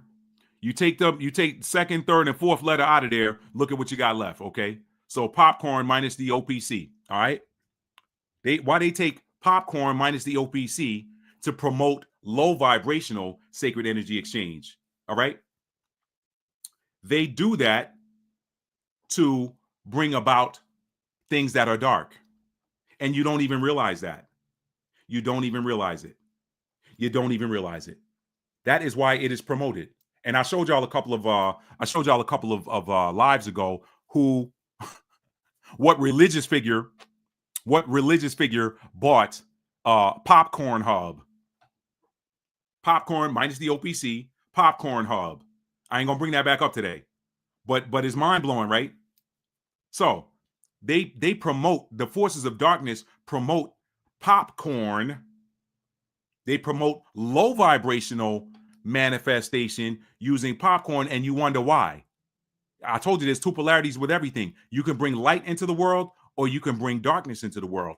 These forces understood that. They've understood it for a long time. This is why that is a thing. And I ain't knocking anybody, do what you do. I ain't knocking nobody, do what you do. Everybody has to come through things and experience things in life. But I'm telling you why that is so pervasive. It is because it is controlled by the forces of darkness. And they use it to bring darkness into the realm and to continue feeding the darkness. Now, on the flip, they fight against high vibrational unions of male and female. They fight against high vibrational unions of male and female. This is why when you turn on different, it's very difficult now to see a new series or show or anything or movie without any certain type of activity in it anymore. And I'm gonna talk about that. There's a video I'm going to put in the description box of this video when I'm done, or I'll probably put it in the comments and pin it or something, or I'll put it in a community post. But y'all have heard me mention this thing called Gaguts on a number of different videos. I never really delved into it or breaking down, but it was a fascinating concept. It is a mathematical formula, and it was conceived, if you will, by a Nigerian mathematician. His name is escaping me right now, but I'm going to put the video. I'll put a link to the video after when this is over. Gagut, G-A-G-U-T, stands for God Almighty Grand Unified Theorem. And the basis of it is a simple mathematical equation. 2 + 3 - 5 = 0. He kept driving that. 2 plus 3 minus 5 equals 0. And I said, you know what? That's interesting because it's true. He's like, you can do that with any number. 1 plus 1 minus 2 equals 0. Okay? 10 plus 30 minus 40 equals 0. And he's like, you know what? This calculation can never be refuted, but he calls it the God Almighty Grand Unified Theorem because in this video, he says everything comes back to 0. 0 is source energy. I just got done talking to one of my coaching clients about what is special when you see individuals with 0-degree placements in their natal chart. Those are very special individuals. Those are individuals you really don't want to mess with because that 0 is a very sacred number. It's a very sacred number. Some people don't look at 0 like it's a number. They say it's nothing, but the 0 is nothing and everything. Watch this. How many? Somebody put in the chat. God particle. That's right, Capri 10. That's right. Somebody put in the chat how many degrees there are in a 0. If you take the shape of the number 0, how many degrees are in there? Somebody put that in the chat. I'll wait. Somebody put how many degrees are in a 0. If you were to take the shape or the symbol of a 0, how many degrees is it? I'll wait. Somebody drop that in there. How many degrees in? Thank you, Bella. Thank you. Okay. Now somebody reduce that for me numerologically. What is that 360 if you do a numerological reduction on it? What does that break down to? If you add that 3 plus 6 plus 0, what does that break down to? Y'all, we learning something tonight, family. We learning something. 9. Thank you, Bella. Bella sharp. Bella sharp, y'all. But listen, I don't promote cheating off nobody's paper in school. But if you're in school and you're in the classroom, you sit next to Bella. Y'all want to sit next to Bella and look. If you didn't study for the test, y'all sit next to Bella. All right. I guarantee you're gonna get a passing grade. Just don't let the teacher see you. You got it, hot shot. 9, right? So you got these two powerful energies, 0 and 9, the beginning and the end, the first and the last, the alpha and the omega. But the thing I'm bringing you to is 9 is a complete numerological cycle. If you go 0 through 9 or 1 through 9, it doesn't matter which number you start with. It comes back to 9. Okay, everything rolls back up to 9. 9 is perfect. It's a perfect number. Any number, if you're doing numerology, any number that you add 9 to is going to be that number. The 9 always cancels itself out. If you do 9 plus 1, that's 10. You drop the 0, you back at 1. So you really didn't need that. That 9 always takes care of itself. If you do 9 plus 11, that's 20, right?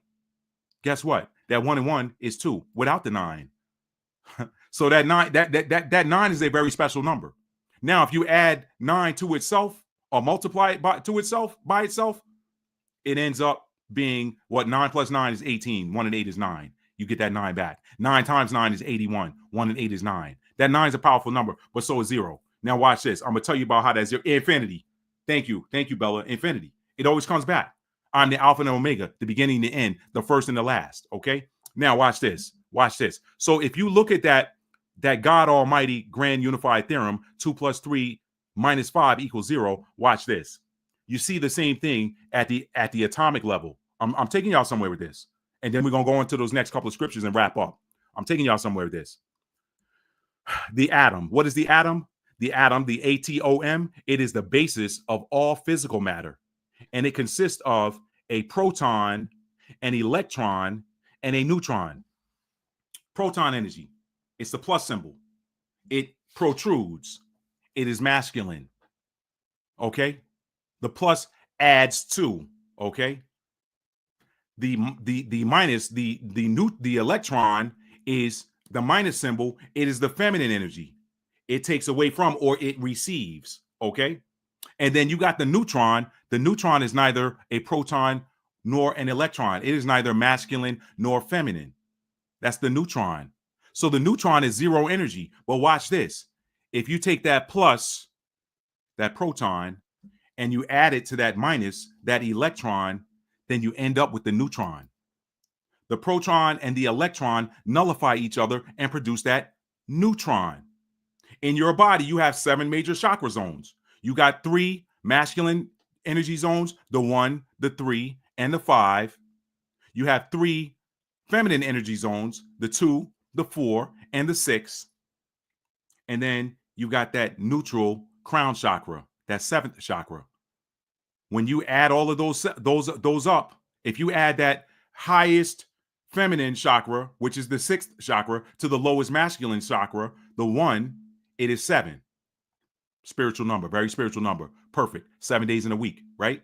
You take that masculine chakra number 5 and add it to that feminine chakra number 2, you got 7.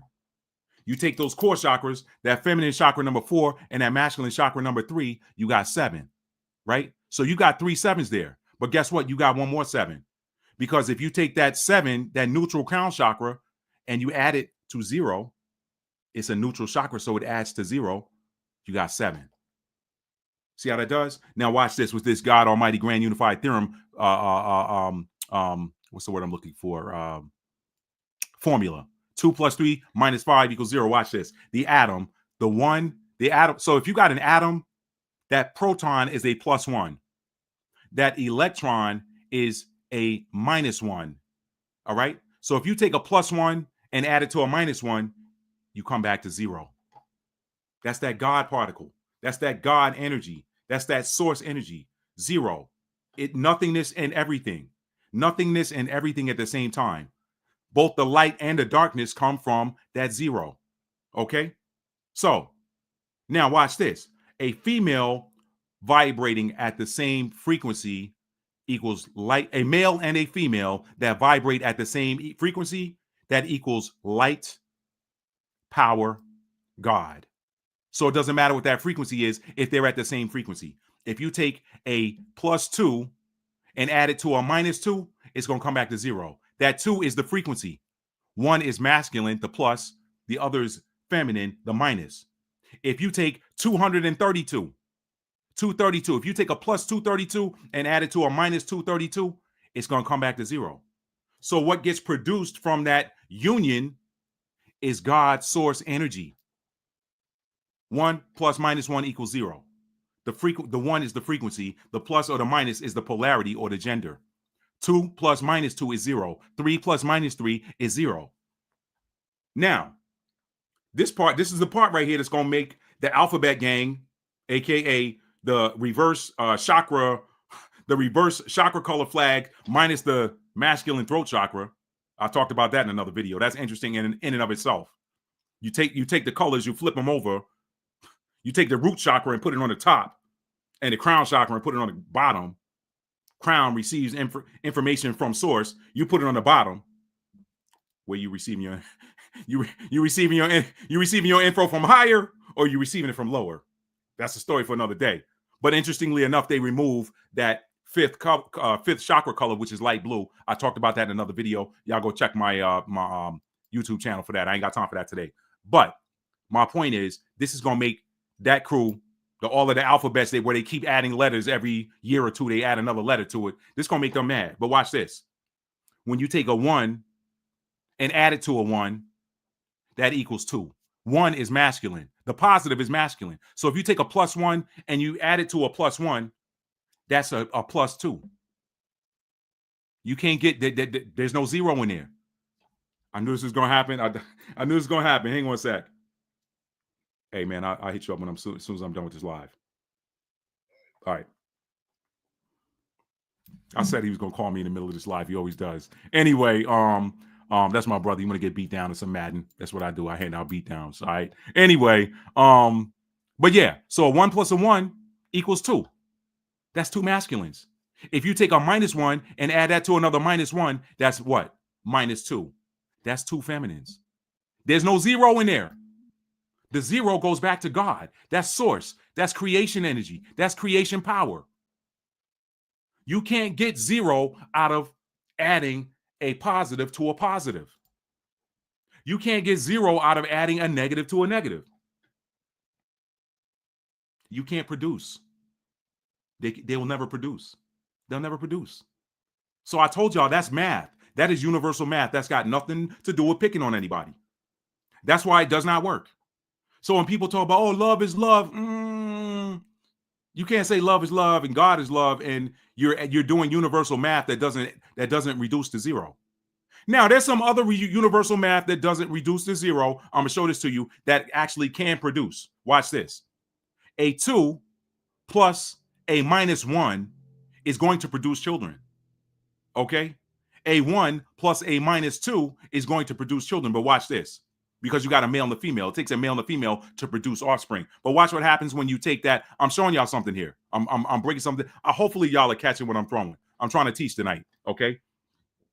If you take a 2, a plus 2, that's a masculine frequency of 2, and you add that to a feminine frequency of 1, you're going to come out with a plus 1. So you got a 2, a positive 2 added to a negative 1. That negative 1 removes a 1, but you still got a positive 1. So yeah, that's a negative and a positive together. They can produce offspring, but watch this. The union is going to be masculine dominant. It's going to be a masculine dominant unit. Why? Or union. Why? Because because it doesn't balance out to zero. So a lot of people wonder why some of these so-called relationships or these marriages or whatever, why they break up. It's because you're unequally yoked.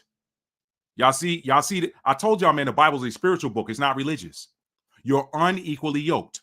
You got a plus 2 with a minus 1. You got a 2 frequency male adding to a 1 frequency female. That's going to be a plus 1. So that's a masculine dominant union. And then in time, any imbalance in time is going to cause resentment. If it's a masculine dominant union, it's going to eventually cause resentment in a woman. That's going to be reflected back to the man, and then they're going to have problems that usually is going to end in a dissolution of the union. A dissolution of the union. Why? Because they're imbalanced. It's a plus 1. It didn't come back to 0. Okay? What's that? Mark 10:9, it says, whom God has joined together, let no man put asunder. The only way God is in it is if they're matching frequencies and polarities. They're matching frequencies and they have that male-female polarity. That's the only way God is in that. So when it comes back to 0, no man can put it asunder. It's got to be a matching frequency. It's the same thing if you take that plus 1 and add it to a minus 2. Yeah, you can produce offspring with that because you got a male and a female, but guess what? That's now a feminine dominant union. And in time, it's going to cause resentment in both the man and the woman. It's going to cause resentment in the man because he's going to feel like, well, she picking on me, man. She just be bothering me all the time, man. She be fussing at me all the time. She picking on me. And it's going to cause resentment in the woman because a woman don't want a man she can dominate. All right? I say it's going to cause resentment in the woman because if you think about it, Jezebel she despised Ahab. Why? Because he was weak. That was a plus 2. I'm sorry, that was a minus 2 plus a plus 1. That might have been a minus 4 with a plus 1. She dominated that dude. And so she resented him.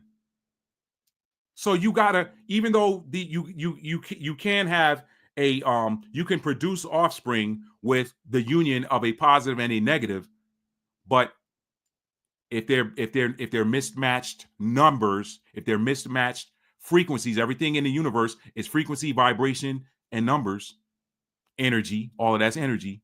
If they're mismatched numbers, it's eventually going to be out of balance and it's going to fall into dissolution. That's why the quote unquote divorce rate is so high. Because people are coming together for the wrong reason. And the frequencies don't match. That's what happens. He got one idea. What he's seeing, the vision that he's seeing outside of him is different than the vision she's seeing outside of her. But they're trying to come together and make it work. Ain't gonna work. It ain't gonna work. Okay? It's only the unions that are equal and opposite that produce the 0/pure source energy that bring children of the light into the world. You see how I did that? When you have a union of a minus 1 and a plus 1 and they produce offspring, those are going to be children of the light. Why? Because they come from the 0.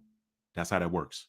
You can still produce children with a positive and a negative, but if the numbers don't match and they don't break down to that 0, they're not going to be light children, and that's fine. That's fine. Not everybody came here to produce children of the light. Not everybody came to produce children of the light. And I'm still working on trying to. Actually, I'm not even going to say that. I'm gonna zip it because I know I got the ops always they're always watching me and they trying to see what they can glean and use to keep their matrix of darkness alive when the light is returning. And I'm gonna talk about the return of the light in 2026. at the end of this video. A very powerful cosmic alignment is going to bring cosmic war, angelic war even, if you will. That's my prediction based on what I'm looking at. I could be wrong. I ain't never afraid to be wrong. That's why I'm on here. If you're afraid to be wrong, you ain't never going to do it. How can you ever be right if you're afraid to be wrong? I'm just saying. All right. So now it's only the unions that are equal and opposite that produce pure source energy that bring children of the light into the world. So when you got a -1 and a +1 and they have children, that's going to be a special child. At least one of them anyway. Now, hopefully their frequencies aren't shifting. She mad at him and he mad at her, and it may not be a zero child or whatever. So anyway, that's it, y'all. These are ancient mysteries, y'all. These are ancient mysteries. So now, let me move on now to that next saying. Let's see. Yeah, the zero is the ether. Okay, the zero is the ether. It is the darkness from which the light emerges. I'm reading from my notes. This is why children cannot be born from two positives or two negative, a double positive or a double negative union. They can't be born of it.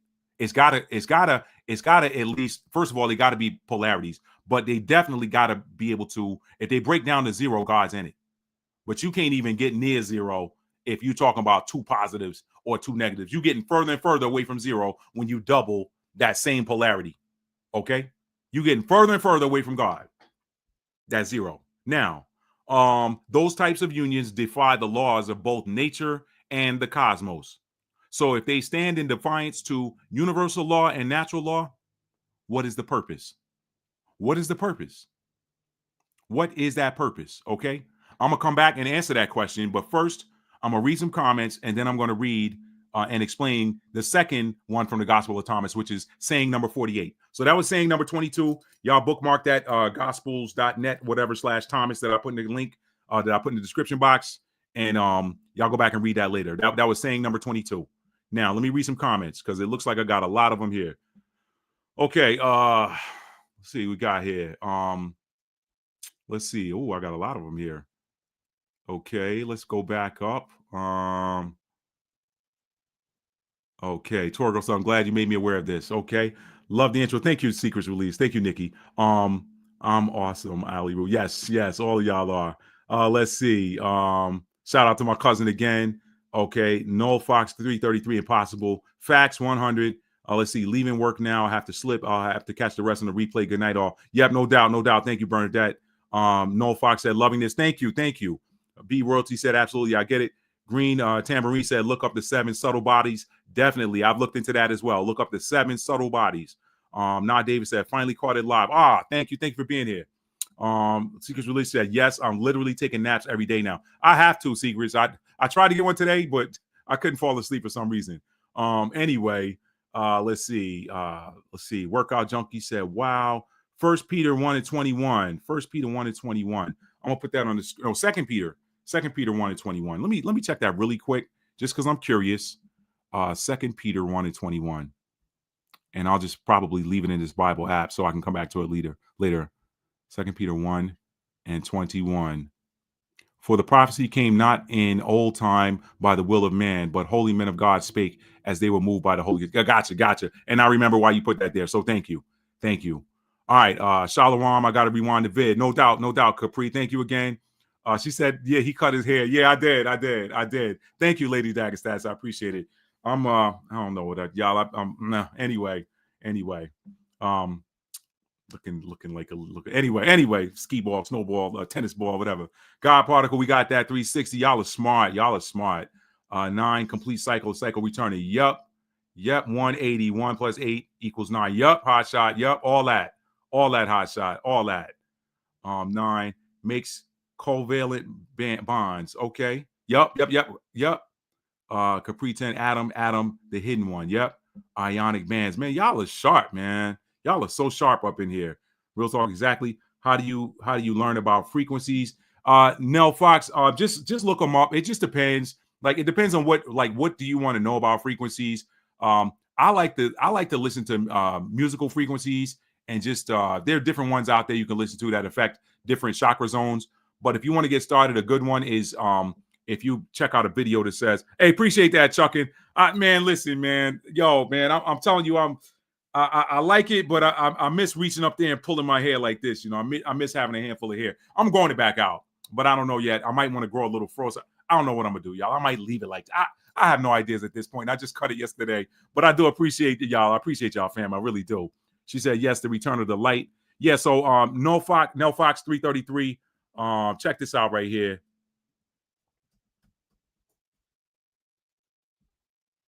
Check that out. That's got like all 9 of the frequencies in there that affect different energy zones in the body. So now let me get on to saying number 22, y'all. Saying number 48 of the Gospel of Thomas. Let's get there now, and I'm gonna bring that up on the screen and show y'all. I'm gonna keep working through this now, because again, we talking about manifesting. I just wanted to show y'all. I wanted to take my time on that sacred energy exchange, because that is one of the most powerful methods of manifesting, and this is why the darkness fights against high vibrational unions of male and female, high vibrational unions of masculine and feminine. They don't want it, because again, them two coming together brings light energy into the realm. They want the market. They want to corner the market, if you will, and keep producing all of this dark energy. But again, if you got, I'm gonna come back to that, y'all. They don't want these. This is why they're always promoting certain things in certain advertisements and certain TV shows. They do not want to see high vibrational unions of masculine and feminine, because of the light that enters into this realm. The light destroys their darkness. So now you know why. Now you know why. Okay. Now you know why. Now, saying number 48. Let me put this up on the screen. Thank y'all for being here tonight. And if you haven't done so already, please do me a favor and tap that like button. I'd greatly appreciate it.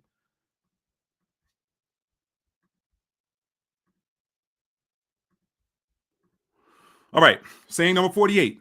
Manifestation, y'all. It says unity here. Jesus said, if two make peace with each other in a single house, they'll say to the mountain, go away, and it will.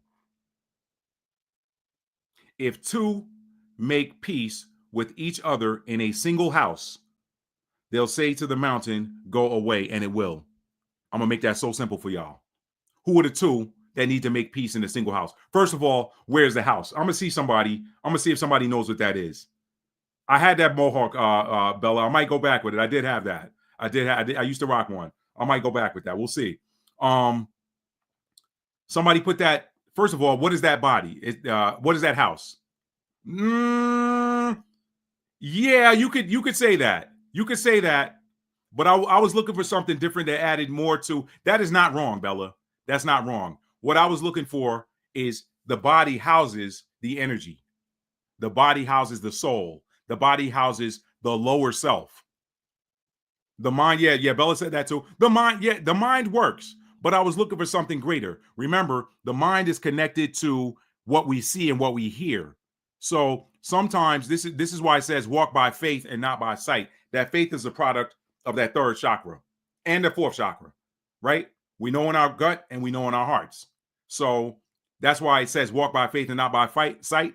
That sight is a part of the sixth chakra zone, and sometimes you can be deceived by what you see and what you hear. I got that in my notes. I'm gonna talk about that later. Tor girl, that's definitely what I was going more toward. That heart, the heart, definitely that heart, that radio frequency tuner. But I was looking for somebody to say body, but the heart definitely. But when you consider all 7 of the chakra zones, then you're talking about the body. But definitely the heart works. And again, y'all check out what Green Tambourine said about that 7 subtle bodies. Y'all check that out. That's some powerful teaching. Now, here's what I want to talk about with that.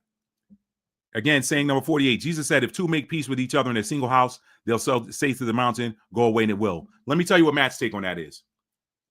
The two is your higher self and your lower self. If they make peace in one body, in one house, they'll say to the mountain, be removed, and it'll go away. Okay? So, if two make peace with each other in a single house, they'll say to the mountain, go away, and it will. How do you make peace? Your higher self knows. Sorry, y'all, I ain't trying to blind nobody there. Your higher self knows. Your higher self knows the script. It knows the divine script for your life. Your higher self is you. Another term for it is called the superconscious. Your superconscious knows all. It is all knowing. But guess what? When we get in these bodies and we forget that we have that we are part of a greater conscious, that we are part of a greater self, when we forget that and we get caught up in the affairs of this world, then we begin to not make peace with the other one, which is the real you. So what it's saying there is, let your lower self make peace with the real you, and then you can make anything that seems impossible happen. You can make anything that seems impossible happen. Bella said, "Oh, so follow your north node." That's great advice. Bella, that is huge advice. Your north node is your GPS for your life. That's my problem with the church. The church tells everybody, the church can't really give you your purpose. They'll just tell you that your purpose is to serve God. Well, if the kingdom of God is within you, then you got to go within you to find out what that purpose is that you need to serve. Not somebody saying, well, hey, we need this many more people on an Ursher board. Or we need this. We need some, hey, brother. Hey, you know what? We need another brother in the parking lot ministry. We looking for somebody in the music. Hey, we need somebody in the choir ministry. Hey, we need somebody in the hospitality ministry. No, I'm not serving God. I'm serving that church. If the kingdom of God is within you, then that's where you go to find your purpose. And you find that purpose by looking at your natal chart. And that purpose is tied to your north node. All right. There's also some special numerology that loops back to your soul contract. I've talked about that before too. But that's another greater part of your purpose. But what you'll find if you ever do that is that it perfectly aligns with your natal chart. So that even if you didn't do that, but you follow your natal chart, you'll get it. Okay? So you got to make peace with your higher self. Now, I'm going to talk about that mountain thing because it says here, let me go back. I'm going to talk about that mountain thing. This is where we get into those other two scriptures, and then we're going to wrap up. Jesus said, if two make peace with each other in a single house, they'll say to the mountain, go away, and it will. Y'all know anybody that ever told the mountain to go away? I don't know anybody. Y'all ever known anybody to tell a mountain to go away? Watch this. I'm going to show y'all something. Let's see.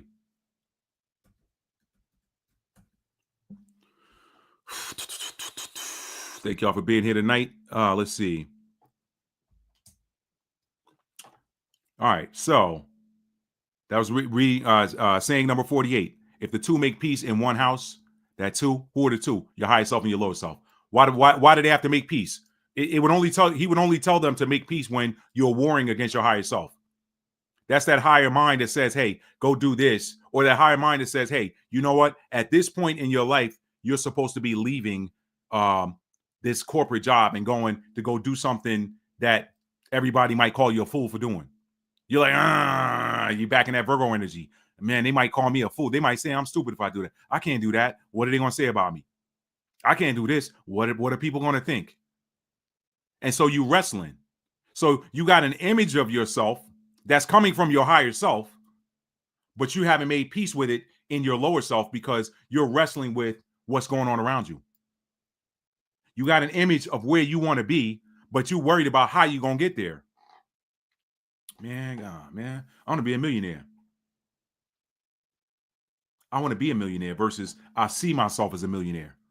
If you don't see it, you can't be it. Boom, hold that. There's another set of bars for you.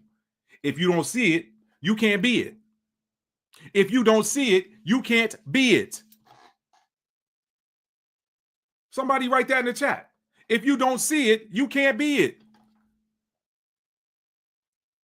So it's not so much about what you want as it is about how you see yourself. When what you want aligns with how you see yourself, and then you make peace with that, and you say, you know what? I'm going there. I told y'all I just had a shift yesterday. I shifted into a new timeline. I shifted into a version of myself that I saw in the ether. I got tired of my old self. That's part of the reason why the hair left. I got tired of my old self. I said, this old self, this old version of me is not in alignment with my north node, and it's not in alignment with how I see myself. Let me take a minute, y'all, and share with you. I'm gonna get a little personal, a little bit. My north node, I'm a Capricorn north node in the third house. I told y'all that before. I'm gonna get onto subscription, but somebody needs to hear this. I'm a Capricorn north node in the third house, okay? Which also happens to be my sun. So that's a plus. That in and of itself says, you know what? You're destined to be what you already are, because your sun is your core soul essence. So if you just simply just be who you are, Matt, you'll be doing what you came here to do. Okay? But if my North Node is in Capricorn, then my South Node is in Cancer. That South Node is those overdeveloped, that stuff you can do in your sleep. Cancer is that nurturing energy. That Capricorn Cancer axis is about taking care of something, taking care of your family. That sits on that. That's that mother-father energy. Capricorn is the father energy.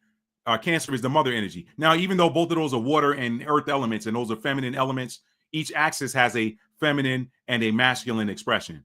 Okay, each axis has a feminine and a masculine expression. For example, the Aries Libra axis.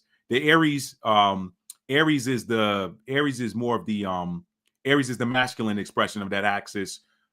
Libra is the feminine aspect of that axis, even though both of those are masculine signs. One is fire, one is air. Those are masculine elements, but each axis has a masculine polarity and a feminine polarity. So the masculine polarity of the Capricorn Cancer axis is Capricorn. The feminine polarity of the Capricorn Cancer axis is Cancer. So that feminine wants to nurture, that masculine wants to conquer. But when you look at that axis and what the two do, they both are providers. One just takes care of the home. The other one takes care of outside of the home. So guess what? If I'm in that energy, here's the thing. Cancer nurtures, it takes care of, it provides by being hands-on, holding, cuddling, making sure, nurturing, making sure everybody's got, hey, let's get everything prepped. Let's take care of the home. Let's make sure everybody feels safe, comfortable, all of that. Cancer does it hands-on. Capricorn does it hands-off. What does that mean, Matt? Cancer takes care of with its hands and its activity. Capricorn lets the money take care of it. Capricorn is supposed to go out and get resources. What's the Capricorn statement? I use. Capricorn is supposed to go get resources that it can use to take care of home, not be the one taking care of home. Capricorn takes care of home by leaving home. Capricorn takes care of home by going out and being that provider.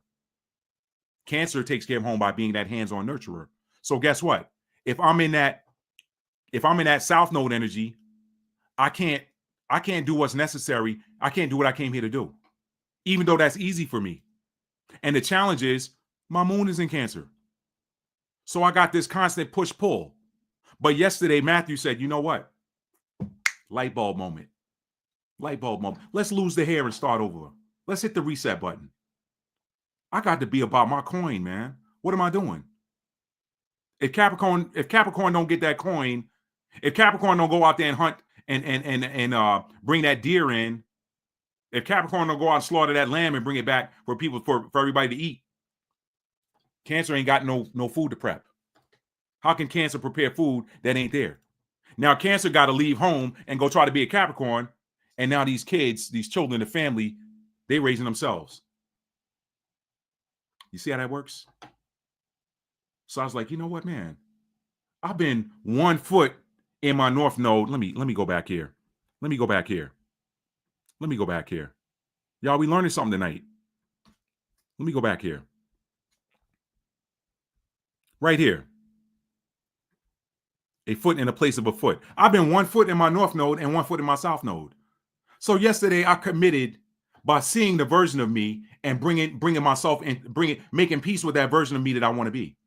That version of me that's playing on a different station. I said, I'm going to now turn my internal radio frequency modulator to that version. I like that show playing better. That works. I don't like what's playing on this station anymore. I'm going to go set my TV to that station right there. I want to watch that movie right there. That movie's old news. I've seen that movie 5, 6, 7, 8 times. I want to watch that movie right there. That's the one. That's what I'm talking about, y'all. That's what I'm talking about. So the two make peace in one house. When the two make peace with each other in a single house, they'll say to the mountain, go away, and it will. That's saying number 48.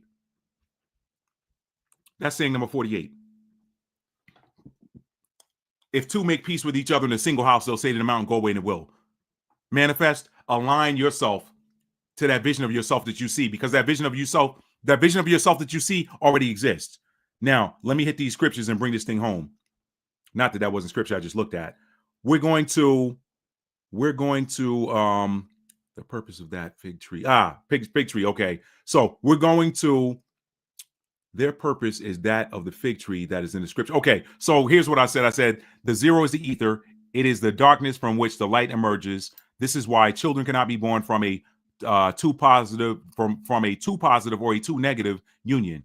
These types of unions defy the laws of both nature and the cosmos. So if they stand in defiance to the universal law and natural law, what is the purpose? Their purpose is that of the fig tree in the scriptural example that I'm about to read for y'all in just a minute. Let me go there now. We're going to go to Matthew 21 and 17 through 22. Let me write that in the chat.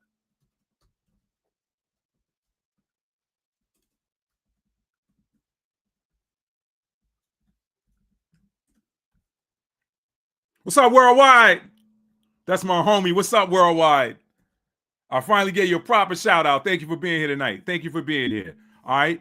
That was Matthew. Let me delete that. Hang on. Because I just messed it up. Delete comment. I messed it up that fast. Hang on. It's 21 and 17 through 22. Okay.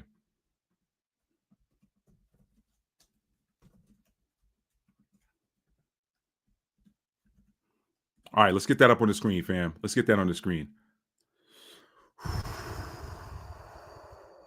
I hope y'all getting it. I hope y'all enjoying this breakdown because, man, I want somebody to break free and get in alignment with the version of themselves that they see in the ether.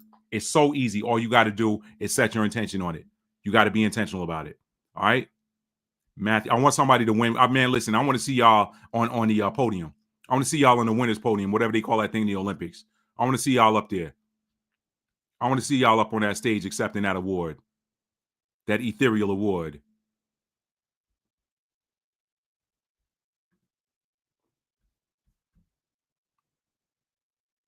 Okay. Let's read this, y'all. This is Matthew 21 and 17 through 22 from the King James Version. And he left them and went out of the city into Bethany, and he lodged there. Now in the morning, as he returned into the city, he hungered. And when he saw a fig tree in the way, he came to it and found nothing thereon, but leaves only, and said unto it, Let no fruit grow on thee henceforward forever. And presently the fig tree withered away. And when the disciples saw it, they marveled, saying, How soon is the fig tree withered away? The Messiah answered and said unto them, Verily I say unto you, if you have faith and doubt not, you shall not only do this which is done to the fig tree, but also if you shall say unto this mountain, Be thou removed, and be thou cast into the sea, it shall be done. And all things whatsoever you shall ask in prayer, believing, you shall receive. Now let's go to Mark, the 11th chapter. This is the cross ref. Same thing, basically, just spoken a little differently. Let me check my notes. Hang on. 11 and 22 through 24.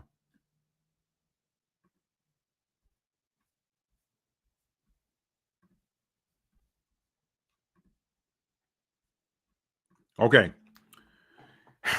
And the Messiah answering saith unto them, Have faith in God. For verily I say unto you, that whosoever shall say unto this mountain, Be thou removed, and be thou cast into the sea, and shall not doubt in his heart, but shall believe that those things which he saith shall come to pass, he shall have whatsoever he saith. Therefore I say unto you, what things soever you desire, when you pray, believe that you receive them, and you shall have them. Okay, that was Mark 11, 22 through 24. Okay. Now, let's talk about that. The mountain. Was he really telling them to take that you could take a mountain and tell it to be removed and cast into the sea and it will? Or was he being parabolic? You can make the argument. I'll say this. Well, let me just read it from my notes. The mountain here is symbolic. Though perhaps there are individuals alive with the amount of faith power to move a mountain, the mountain itself in this example is symbolic. What is a mountain in real life? Mountains are obstacles that make moving from one place to another difficult. Some mountains seem impassable. Other mountains slow down progress and can halt it altogether if the conditions are not good. Think of a snowy mountain in the winter and you got to get to the other side. Even still, some mountains serve to obscure vision of what exists on the other side. Sometimes they even obscure light. So the message here is when you make peace with your higher self, and that is to tap in and trust and follow the instructions that are coming from within you, you receive knowledge that literally moves the obstacle out of your path, or even better, allows you to see that the obstacle was just an illusion. I'm going to read that again. The message here is simple. When you make peace with your higher self, remember the saying 48 said, when the two make peace in one house, they'll say to the mountain, be removed and it'll be gone. When you make peace with your higher self, and that means to tap in and trust and follow. Trust, number one, and then follow, number two. You got to do both. If you fail to do any one of those, it doesn't matter. You have not made peace with the two. Don't make peace. If you don't trust that higher self, if you don't tap in and to get to your higher self, you don't get to it by going out. You get to it by going within. Remember, we come here from the higher realms through our mother. So we come from high into this realm by coming from the inside out. I hope I didn't lose anybody with that. So when you tap in and trust and follow, first trust the instruction that's coming from within, and then follow the instructions that are coming from within you, you receive knowledge that literally moves the obstacle out of your path, or even better, allows you to see that obstacle that you thought was there was just an illusion. So y'all remember what I've said in many of my videos. The only real power that the enemy has is the power to deceive. That's it. Which is why they rely so heavily upon sorcery. What is sorcery? I did a whole video on how to defuse it several years ago. Sorcery is the combination of spells. What are spells? Spells are words. Spells are deceptive talk. And even in some cases, spells are low. They're hidden in low vibrational songs and low vibrational music. So this is why the dark side relies so heavily upon sorcery, which is a combination of spells and illusions. What is an illusion? Showing you something that is not real. Both of those things are designed to get you to believe in them. They're designed to get you to believe in them because what you believe becomes your reality. This is why you see some people seem like they've lost their mind. It's because they're believing. You're trying to tell them, no, everything's okay. But they're believing that the world that they're believing that the sky's falling. You're like, nah, it's a sunny day. The birds are singing, whatever. We can smell the flowers. It's beautiful. No, man, everything's just, They're believing in either an illusion, something that is not real, or a spell, some deceptive words that somebody put in their ear. Both are designed to get you to believe in them because what you believe becomes your reality. That is what the Messiah was explaining in Mark 11:24. He said, whatsoever things you desire when you pray or activate, believe that you'll receive them and you'll have them. That's the power of belief, y'all. That's the power of it. Though we're moving away from the age of belief and entering into the age of knowing. Once you know, you don't need belief anymore. Okay? All right? So, knowledge just it does away with the need to believe once you know. So that's what he was explaining in Mark 11:24. It's what I explained in my book where I contrasted fear and faith.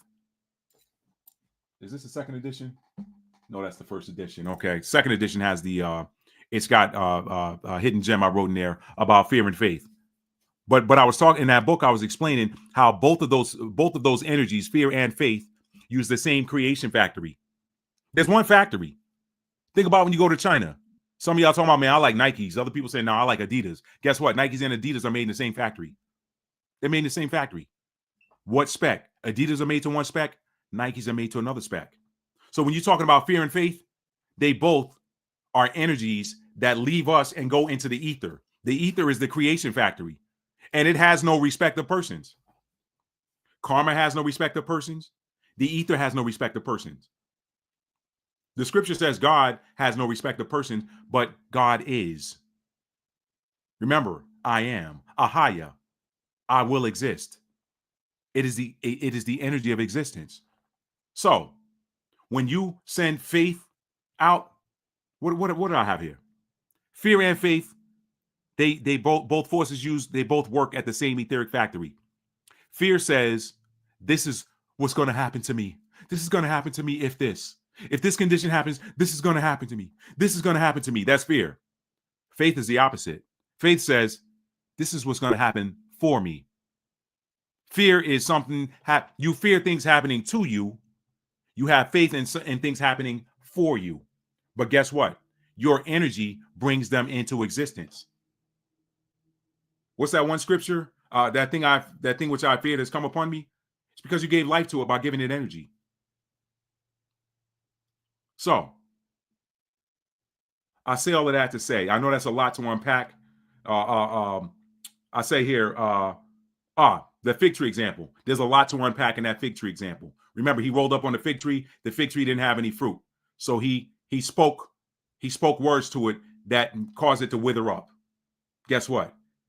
That fig tree represents something that is supposed to provide nourishment for the hungry soul. Yet there stood a tree that had the form of a fruit tree, but it bore no fruit. Here's a fig tree. Here's a tree. It has the form of a fig tree. It's got the leaves. I got a fig tree in my backyard. I know what they look like. It has the form of a fig tree, but it bore no fruit. Y'all see where I'm going with that, right? Having a form of godliness, but denying the power thereof. So the Messiah gave the example of what to do. He gave the example of how to handle that. He used his voice, words, speech. Remember what I said about that voice, the power of that voice? What's inside of you can never, no one will ever know what's inside of you if you don't use your mouth, if you don't use your speech, if you don't use your voice, if you don't speak words or write words. So the Messiah gave the example of what to do. He used his voice, words, and speech to remove the obstacle. That fig tree stood as an obstacle so that it would not cause any more hungry souls who perhaps felt like they didn't have another quarter mile left in them to give up and die of hunger. Hungry belly or hungry soul? Y'all see where I'm going? So that fig tree serves as an example. Now, did he do that? I would say yes. I would say yes, he did. Absolutely. I would have done the same thing. You good for nothing, man. I'm hungry. I done walked all the miles. Here's a fig tree. I saw it in the distance. I get up on you. You ain't got no fruit, and it's fig season. You supposed to have figs on you. You ain't gonna bear no more fruit from this day forward. Because I came here hungry, looking to receive something to nourish my soul, and you didn't have anything on it. So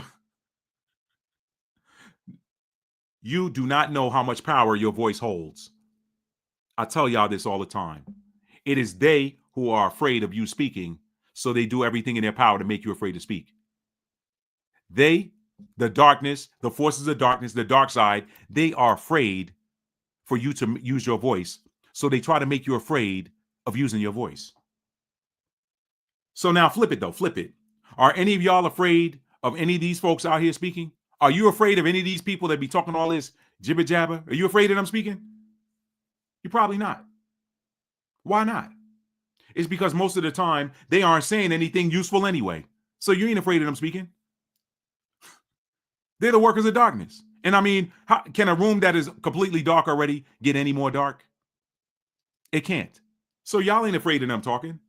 Unless you turn the news on and you hear them say, oh, Russia's going to do this or this is going to happen here. Or that can put you in some low vibrational fear energy. But for the most part, people just running their mouth. You ain't afraid of them, but they're afraid of you because you got the light in you. Now, if the light emerges from that fifth chakra in a room that is dark, that is a huge problem for someone who wants their wicked, humanity-harming activities to remain obscured. Remember, a mountain can obscure light. A certain amount of it anyway. So back to the fruitless fig tree. Now y'all see why these church pastors are going down right and left. and why people are leaving organized religion in droves.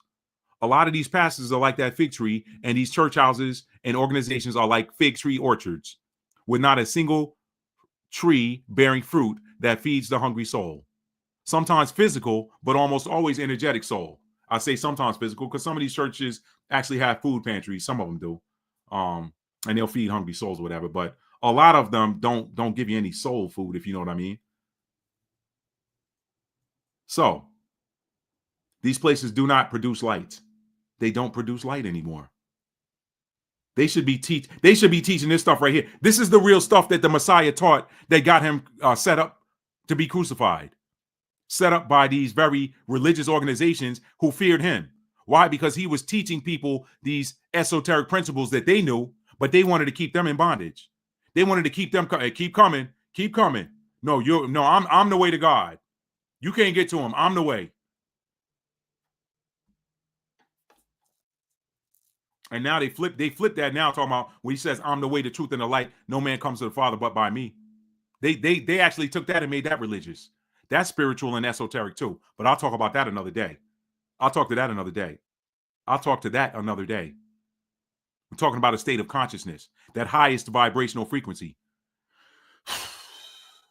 All right. So let me show y'all a tip, and then I'm gonna give y'all a bonus, and I'm gonna wrap this up and give y'all a bonus, and we get out of here. We're about done now.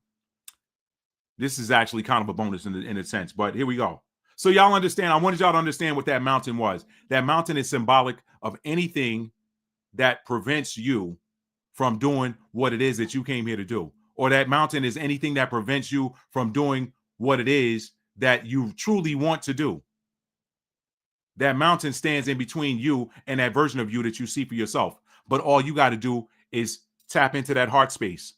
Remember, that's your radio frequency modulator. That is also your remote control. If you don't like what's playing on the television, grab your heart and change the channel to something you want to see. And then align yourself with it. Don't just speak it, align yourself with it. If you say, hey, you know what, man? The version of me I see dresses better. Start dressing better. Start dressing better. I say this all the time. It sounds cliche, but it's true. You know why there are people who are happy all the time? Because they're happy all the time. You know why there are people who are always sad? It's because they're always sad. People who are always happy are happy because they're always happy. People who are always sad are sad because they're always sad. You can change the channel. How do you see yourself? Every version of you that you could ever imagine already exists. Just like anything that you want to see. If I want to see a tennis match, I can turn it on right now. I can go back in time and watch Pete Sampras play Andre Agassi in the 2002 U.S. Open final. It's out there right now on YouTube. If I want to see it, all I got to do is go Pete Sampras versus Andre Agassi U.S. Open final, and I can watch that match just like I'm there real time. This is an aside really quick, y'all, but I watched a tennis match. I watched an old John McEnroe tennis match. He was playing in what is the name of that stadium? It's not Arthur Ashe. It was before they had Arthur Ashe Stadium at the USTA National Tennis Center in Flushing Meadows, New York. It's not the grandstand. It was I can't think of it. It was the one before they built Ashe Stadium. The name is escaping me right now. But y'all watching that match on YouTube, watching that old match and listening to the commentary and looking at the old graphics and hearing the airplanes go over and seeing how the people were dressed in the stands. Y'all, I literally felt like I transported back to the 70s. I'm like, look, that's John. I literally felt like I was sitting in my living room in Long Beach, New York, watching that match live. That in and of itself proves that time does not exist. Only possibilities. Now that match has already been played. But you know what? I'm foolish enough to think that sometimes you're cheering for your favorite player in a match that's already been played, travels through time and helps them win that point. Who's to say it doesn't? You cheering for some. Think about when you're watching a basketball game on satellite. Satellite's got a slight delay from the over-the-air antenna. That OTA, that's getting that, like, that's pulling that signal straight out of the air. When you're watching it on satellite or cable TV, it's compressed and it's pushed through that cable, so it's coming in a little bit more delayed.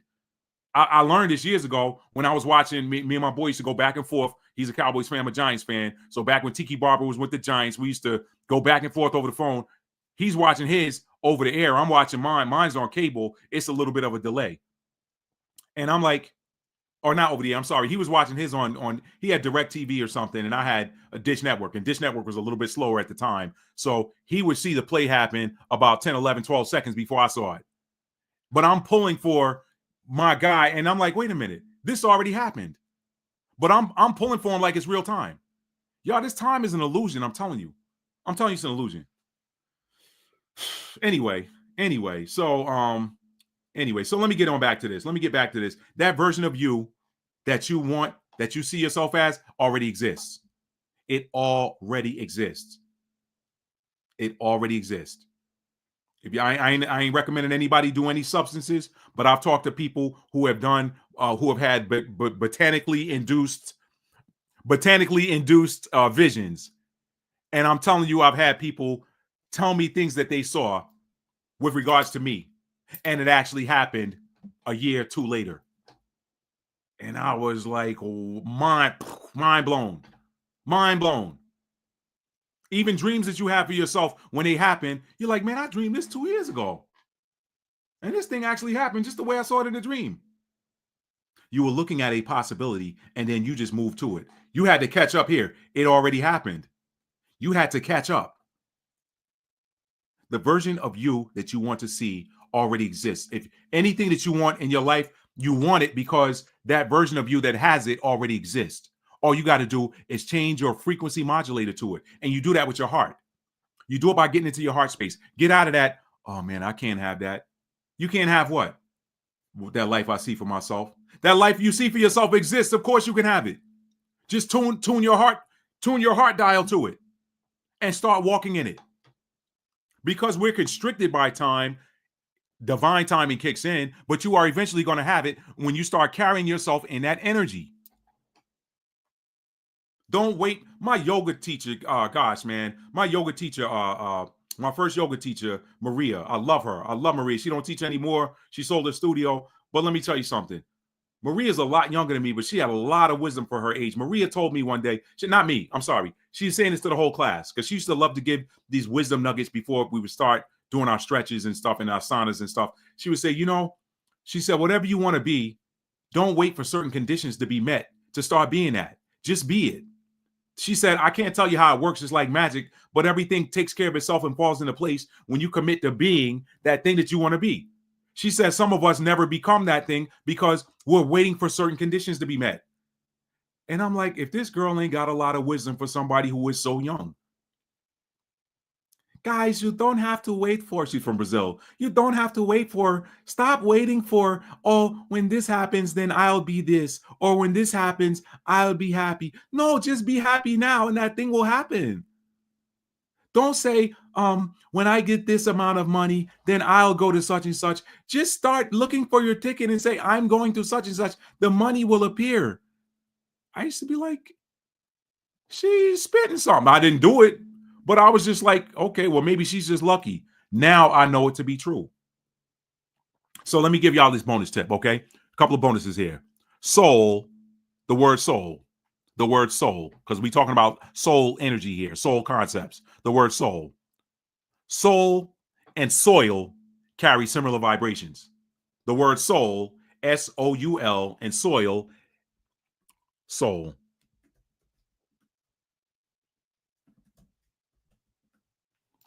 They carry similar vibrations.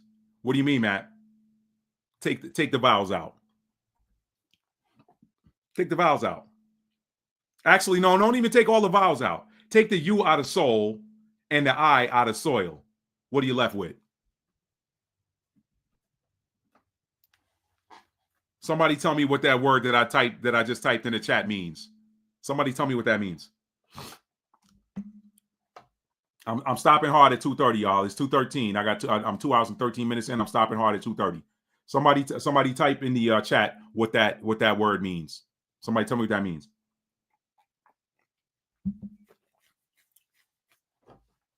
I know I got a little delay. I know y'all are smart. Somebody gonna type that. Tell me, somebody type in the chat what that word means right there.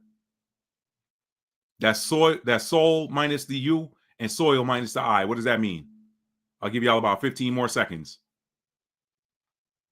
That's a Latin word for a heavenly body. It's a Latin word for a heavenly body. What's the heavenly body? I gave y'all a clue. There you go. There you go, Bella. There you go. Okay. Okay. Now, so if you take soul requires. Wait, it's the same. It's the same. Soul equals soul.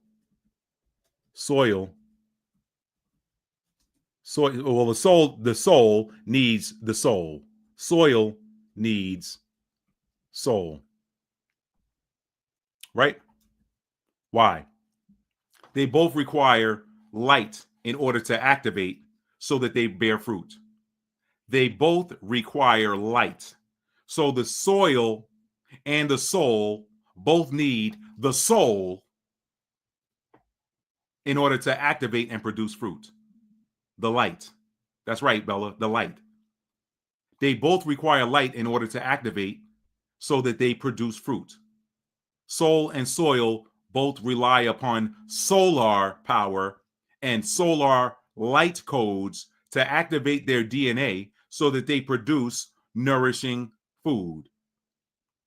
If you take soil, you can put a seed in soil and cover it with concrete paver. Whatever you planted in that soil and cover it with a concrete paver, it will not grow because it needs the solar power to activate it. Guess what? Our souls are the same way. We need light to activate us. So now you know why these workers of iniquity and workers of darkness are always trying to block your light or try to scare you into turning your light off. That's why. That's why. Now you know why the former workers of darkness, the former dark rulers of this world, not only try to block out the sun with their airplane spray. Yeah, we see that all the time. But they also try to block light workers on these various different platforms. This is why you see some of these righteous, these people that are speaking, people that are spreading light into the world via their platforms. They're breaking down these spiritual concepts that serve as the activation that allow you to produce and bear fruit. This is why you see a lot of these tarot readers attacked.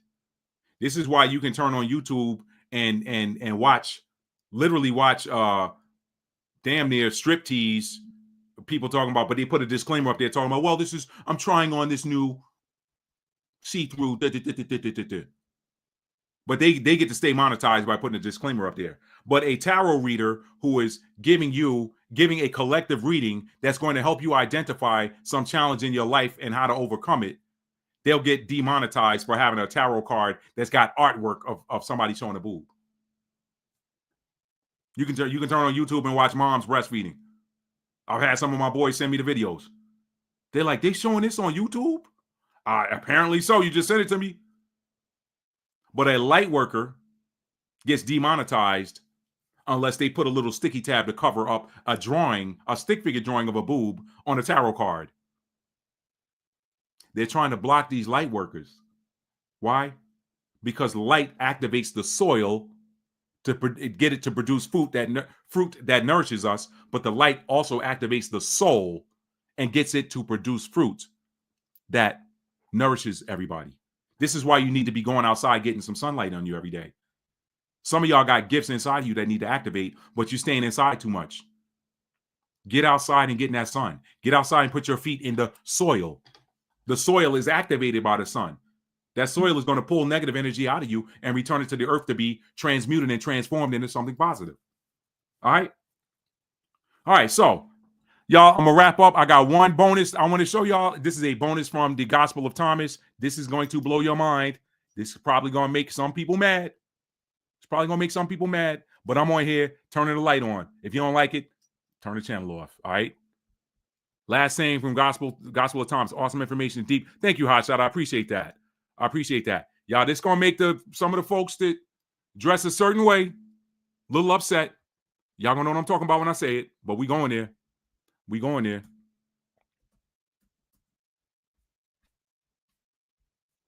I got fire in my Mercury. I ain't scared to use it. I got fire in my Mercury. My Mercury is in a fire sign. So is my third house.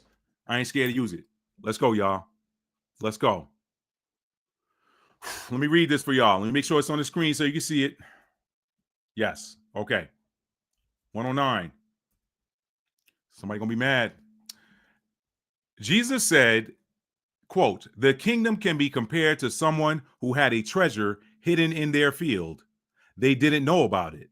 After they died, they left it to their son. The son didn't know it either.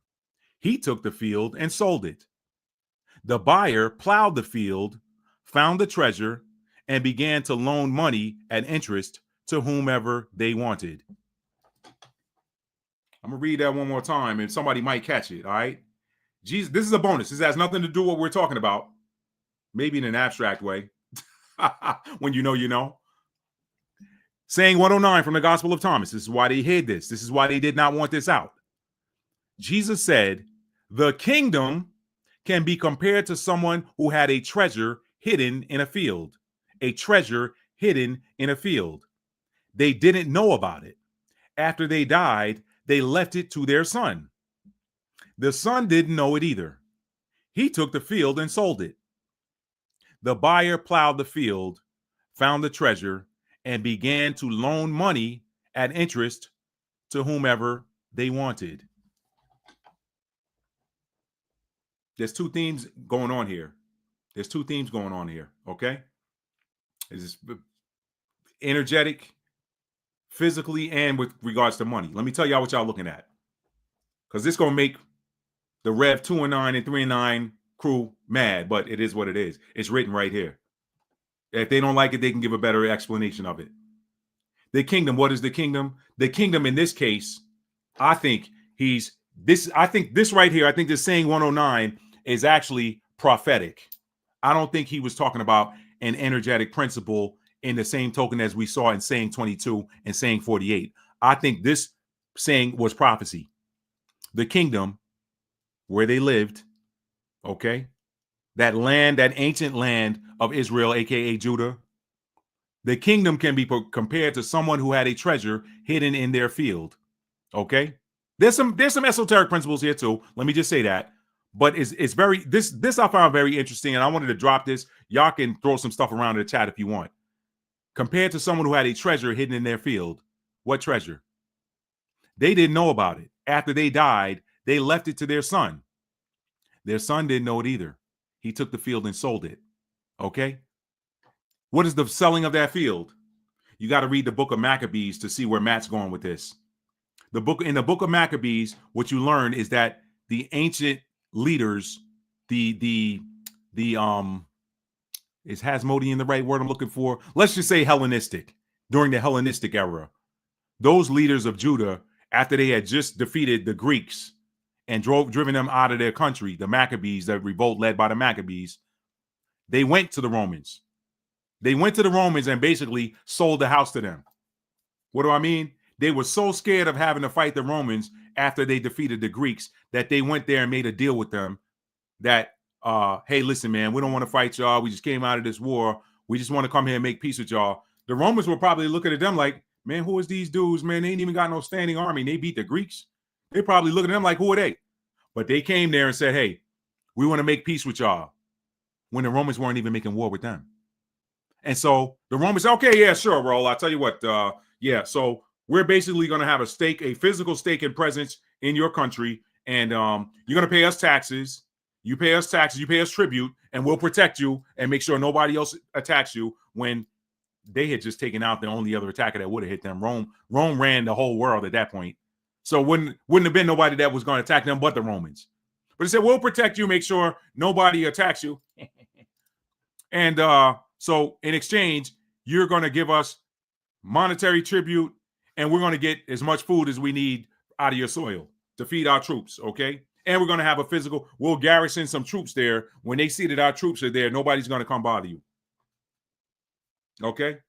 That in part.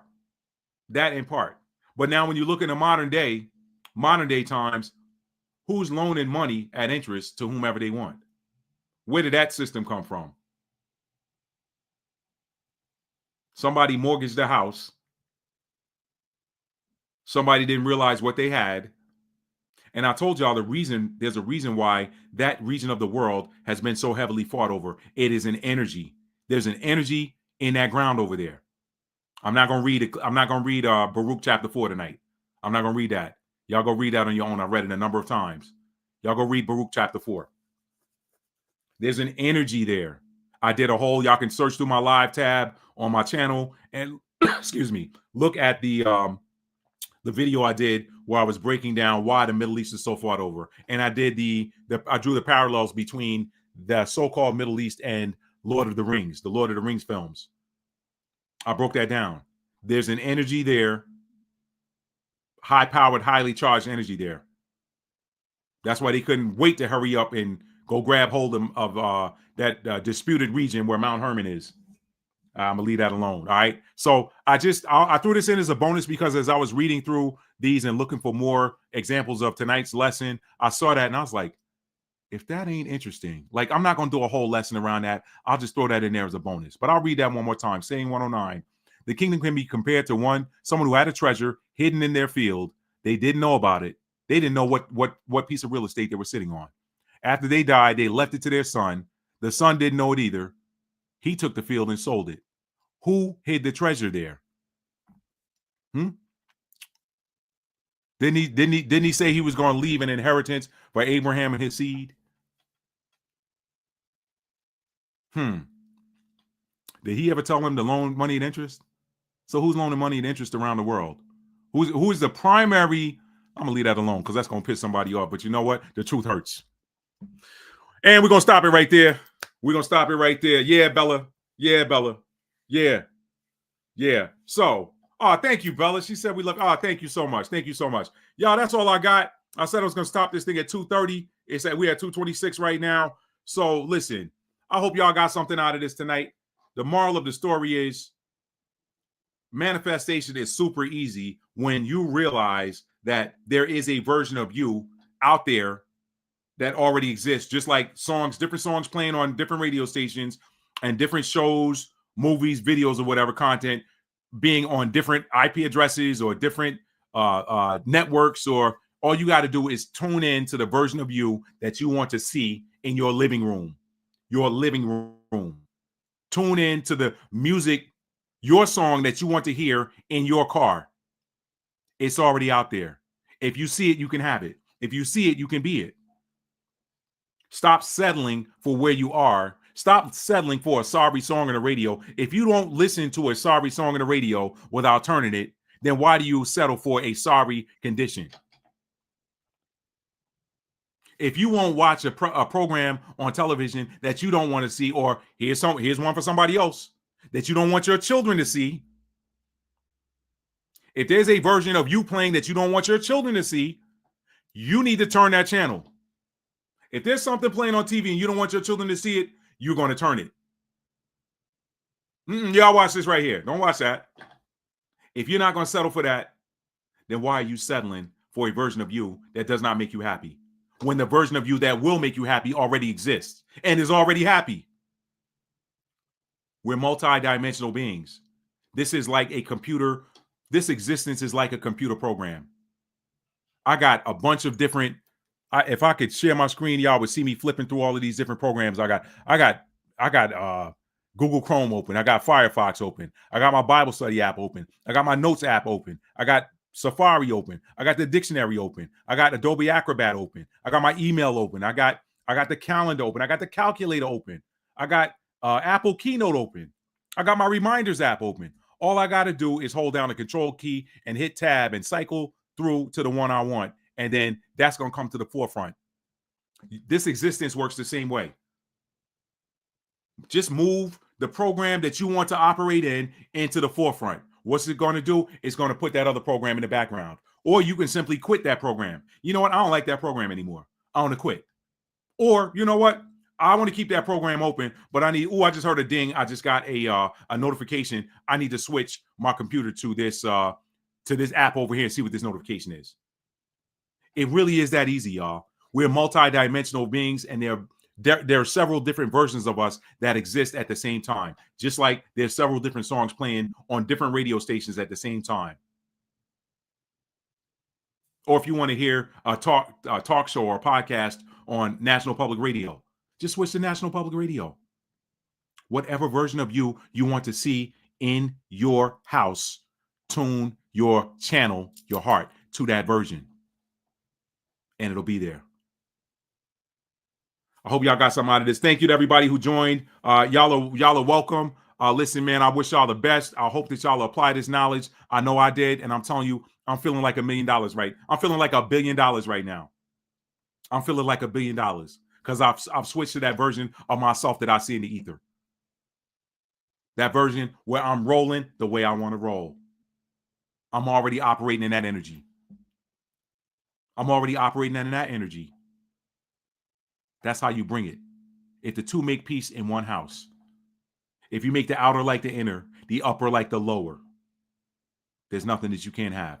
That's when you'll enter the kingdom. That's saying number 22. Saying 48, if the two make peace in one house, they'll say to the mountain, be removed. And it will be removed. What is the mountain? The mountain is any obstacle preventing you or standing in the way of you living the life you want to live. When you make peace with your higher self, that obstacle is removed. And then you're in that energy. I love y'all, man. Y'all be good, be well, be blessed. If you haven't done so already, on your way out, please hit the like button. And if you're new to this channel and you like being entertained, educated, uplifted, and inspired, hit that subscribe button and make sure you set your notification bell to all so that you'll be notified when I upload new content. By the way, if anybody remembers anything that I said I was going to put in the chat that I don't remember now, I'm going to go back and watch it in the replay. But if you can remember, go ahead and anything I said I was going to put in the description box, any external videos, do me a favor and put that in the comments underneath the video. So when I check the comments, I'll see it, and then I'll put that, I'll pop that video in there, whatever. Okay. But again, if you're new to the channel and you like being entertained, educated, uplifted, and inspired, hit that subscribe button. Make sure your notification bell is set to all so you'll be notified when I'm live or when I upload new content. Okay. And make sure it's set to all because they be tripping over here with my subs. Okay. They trip. A lot of people tell me they don't see announcements and such. So make sure your notification bell is set to all. Okay. And 2 things before we go. Tell somebody you love them and mean it. How do you mean it? You have to show it. Love is a verb. It's an action. It's a noun as well, a state of being. But when we focus on the verb, the noun always takes care of itself, right? And last but not least, I say this all the time. This is my theme through 2025, y'all. You will never reach the fullness of your destiny if you are not operating in the energy of authenticity. You want to align. This is perfect. That saying is perfect for what we talked about tonight. If you want to align to that version of you, you have to be authentic. Anything short of authenticity is deception. Either you're deceiving yourself or you're deceiving others. And usually it's both. Anything short of authenticity is deception. And you're never going to get to your destiny operating in the energy of deception because your destiny is at a high vibrational frequency. Deception is a low vibrational frequency. They don't match. Match the frequency of your destiny. And the only way to get there, authenticity is the vehicle that's going to get you to your destiny. That's all I got, family. I love y'all. Peace.